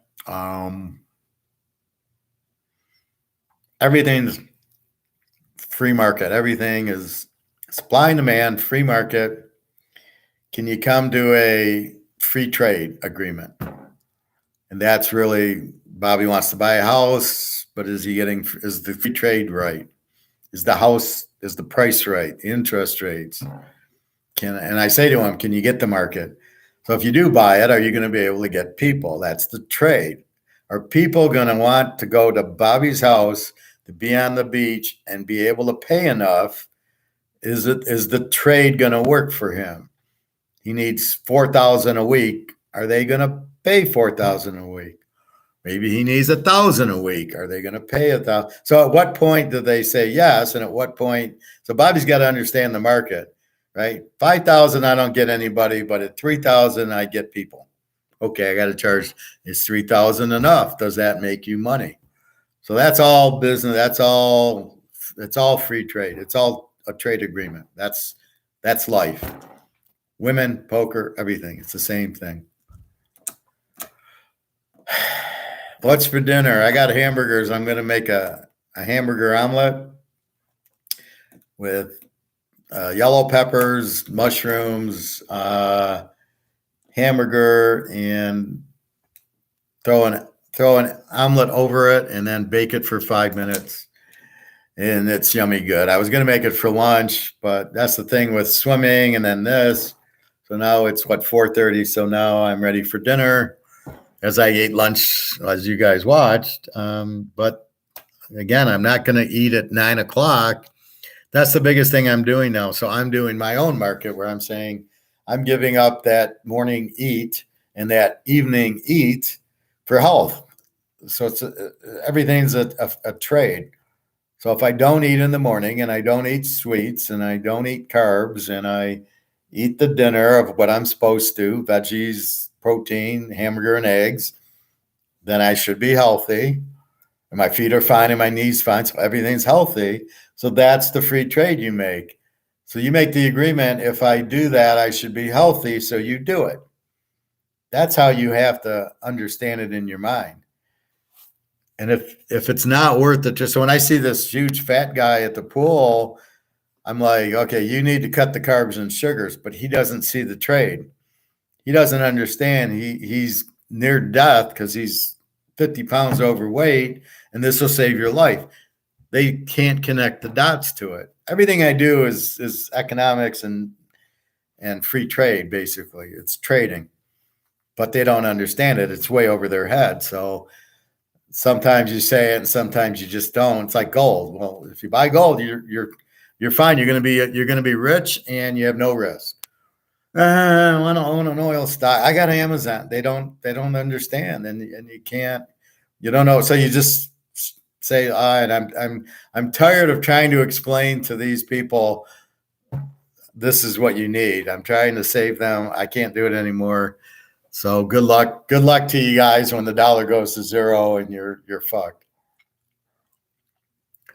So the window is 12 to 6. Yeah, I think right now.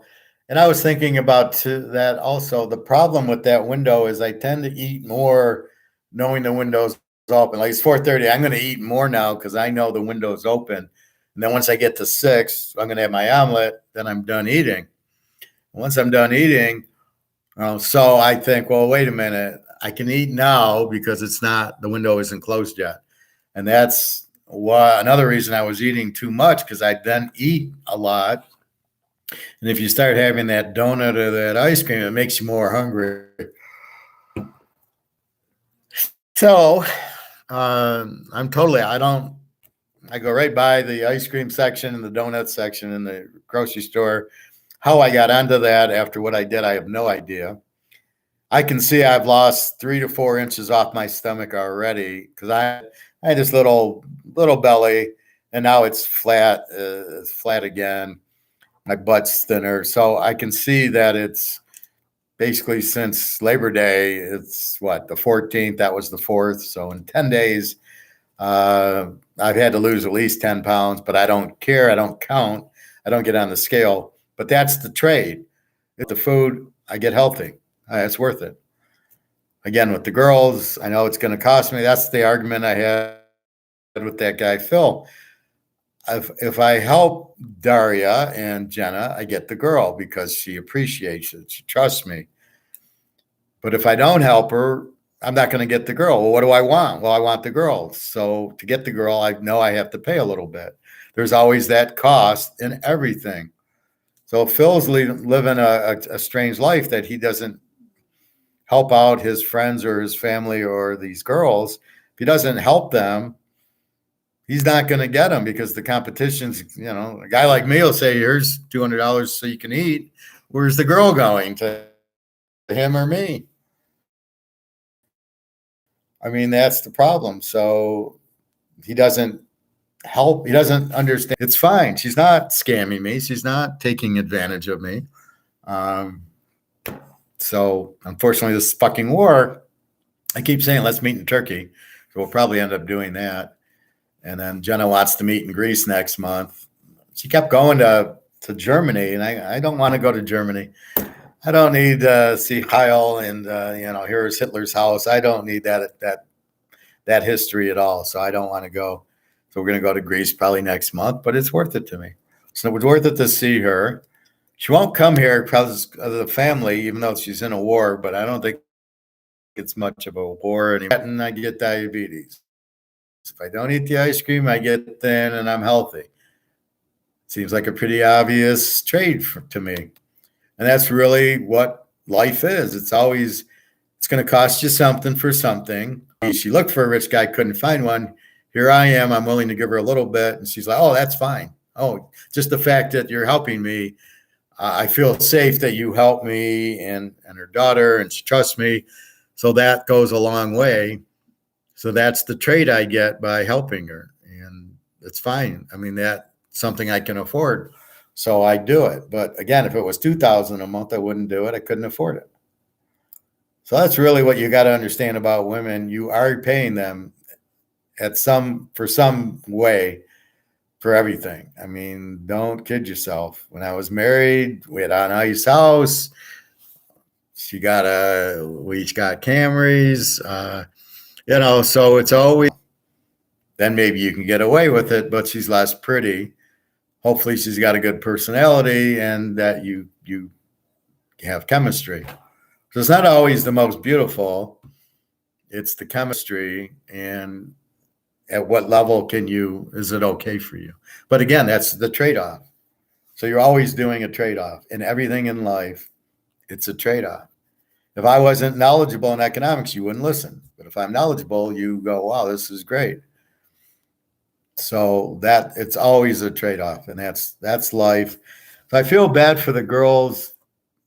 I guess I feel bad for the girls who go to school and go work at Starbucks and then have this huge debt. I think they should just try to make money a different way.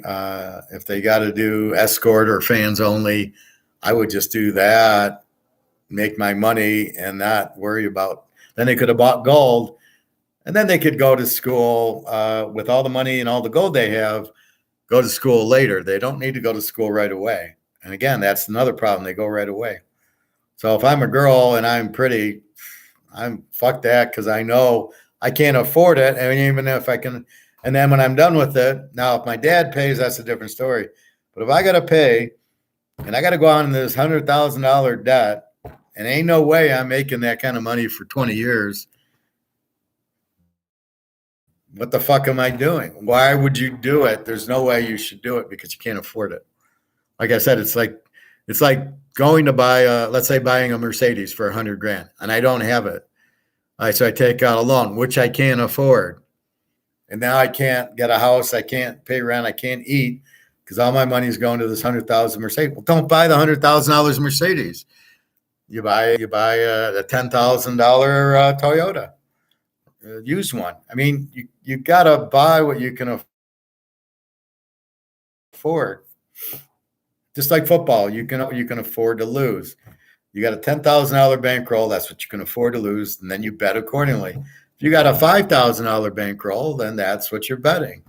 But don't bet 20,000 if you only got five. That's not good. So you can only bet what you can afford to lose. That's why everybody has a different bankroll. So when I get asked the question, how much do you bet? It's all dependent on my bankroll. So anyway, 3.5 hours. That's fine. That's enough. Time for dinner. I'll probably go to the lake, and I pretty much got most of my games. Pretty much most of them are posted. I did take Philadelphia today. I did not play the Navy. I can see taking the Army under tomorrow, but we'll talk about that. My locks are posted. My games are posted. Again, your free play, Notre Dame, Colorado College, and the Houston Indy under, which the first score will win, and then you've got the over in the the Jacksonville KC game, and KC's off of a loss. Should be pretty pissed if we get Kelsey back. I could end up locking game, but right now it's just a free pick. Waiting to hear about Kelsey, but I'm betting the over anyway after a loss. So again, that helps that's the free trade, right? But because KC lost and now they're playing, they're more appetizable to play because they must win, where the Lions don't have a must and they won. The Lions aren't off of a loss. They'll probably lose to Seattle. It's a bad matchup for them. I love listening to Detroit radio. Well, they're really gonna do this and that. It's a bad matchup, dudes. They can't cover the receivers. They can't handle the running backs. They can't handle Coach Pete. What are you talking about? I mean, but they're not dissecting the game that way. They have no real method of it except for saying, oh, look how good Detroit is this year. And I just roll my eyes if I don't get into a car accident. All right. Anything else before I go? Fun class, Professor. Thanks, and see you tomorrow. Okay. You're welcome, Bobby. Thank you. Probably around this time, 11:30, 12. Gives me the afternoon. Now I make dinner, and then I go to the lake. Sounds like fun. If I need groceries, I'm pretty good on groceries. I think I'm getting close to needing a new red lettuce and stuff like that. So as I run out, I go pick up more avocados, pick up more peppers, pick up more broccoli, mushrooms I got. All right. Have a nice day. Good luck to everybody. If you're taking Philly, Minnesota's not good. They don't have a defense. So that's the bet. You're always betting against the weakest defense. That's always going to be in your mind. Who's got the weakest defense? In this case, Phillies is much better than Minnesota. Yes, Taiwan, I know the linebacker's out. I don't care. That's not as critical on Philadelphia. They're loaded with Georgia guys. So that's why I'm not really worried about it. All right, anything else? Going once, going twice, sold to the professor. Okay, everybody, have a nice day. Good luck, and I'll be about noon, roughly, maybe even 11:30. Depends when I get up and get out and go to the pool, but figure about noon. All right, have a nice day. Take care.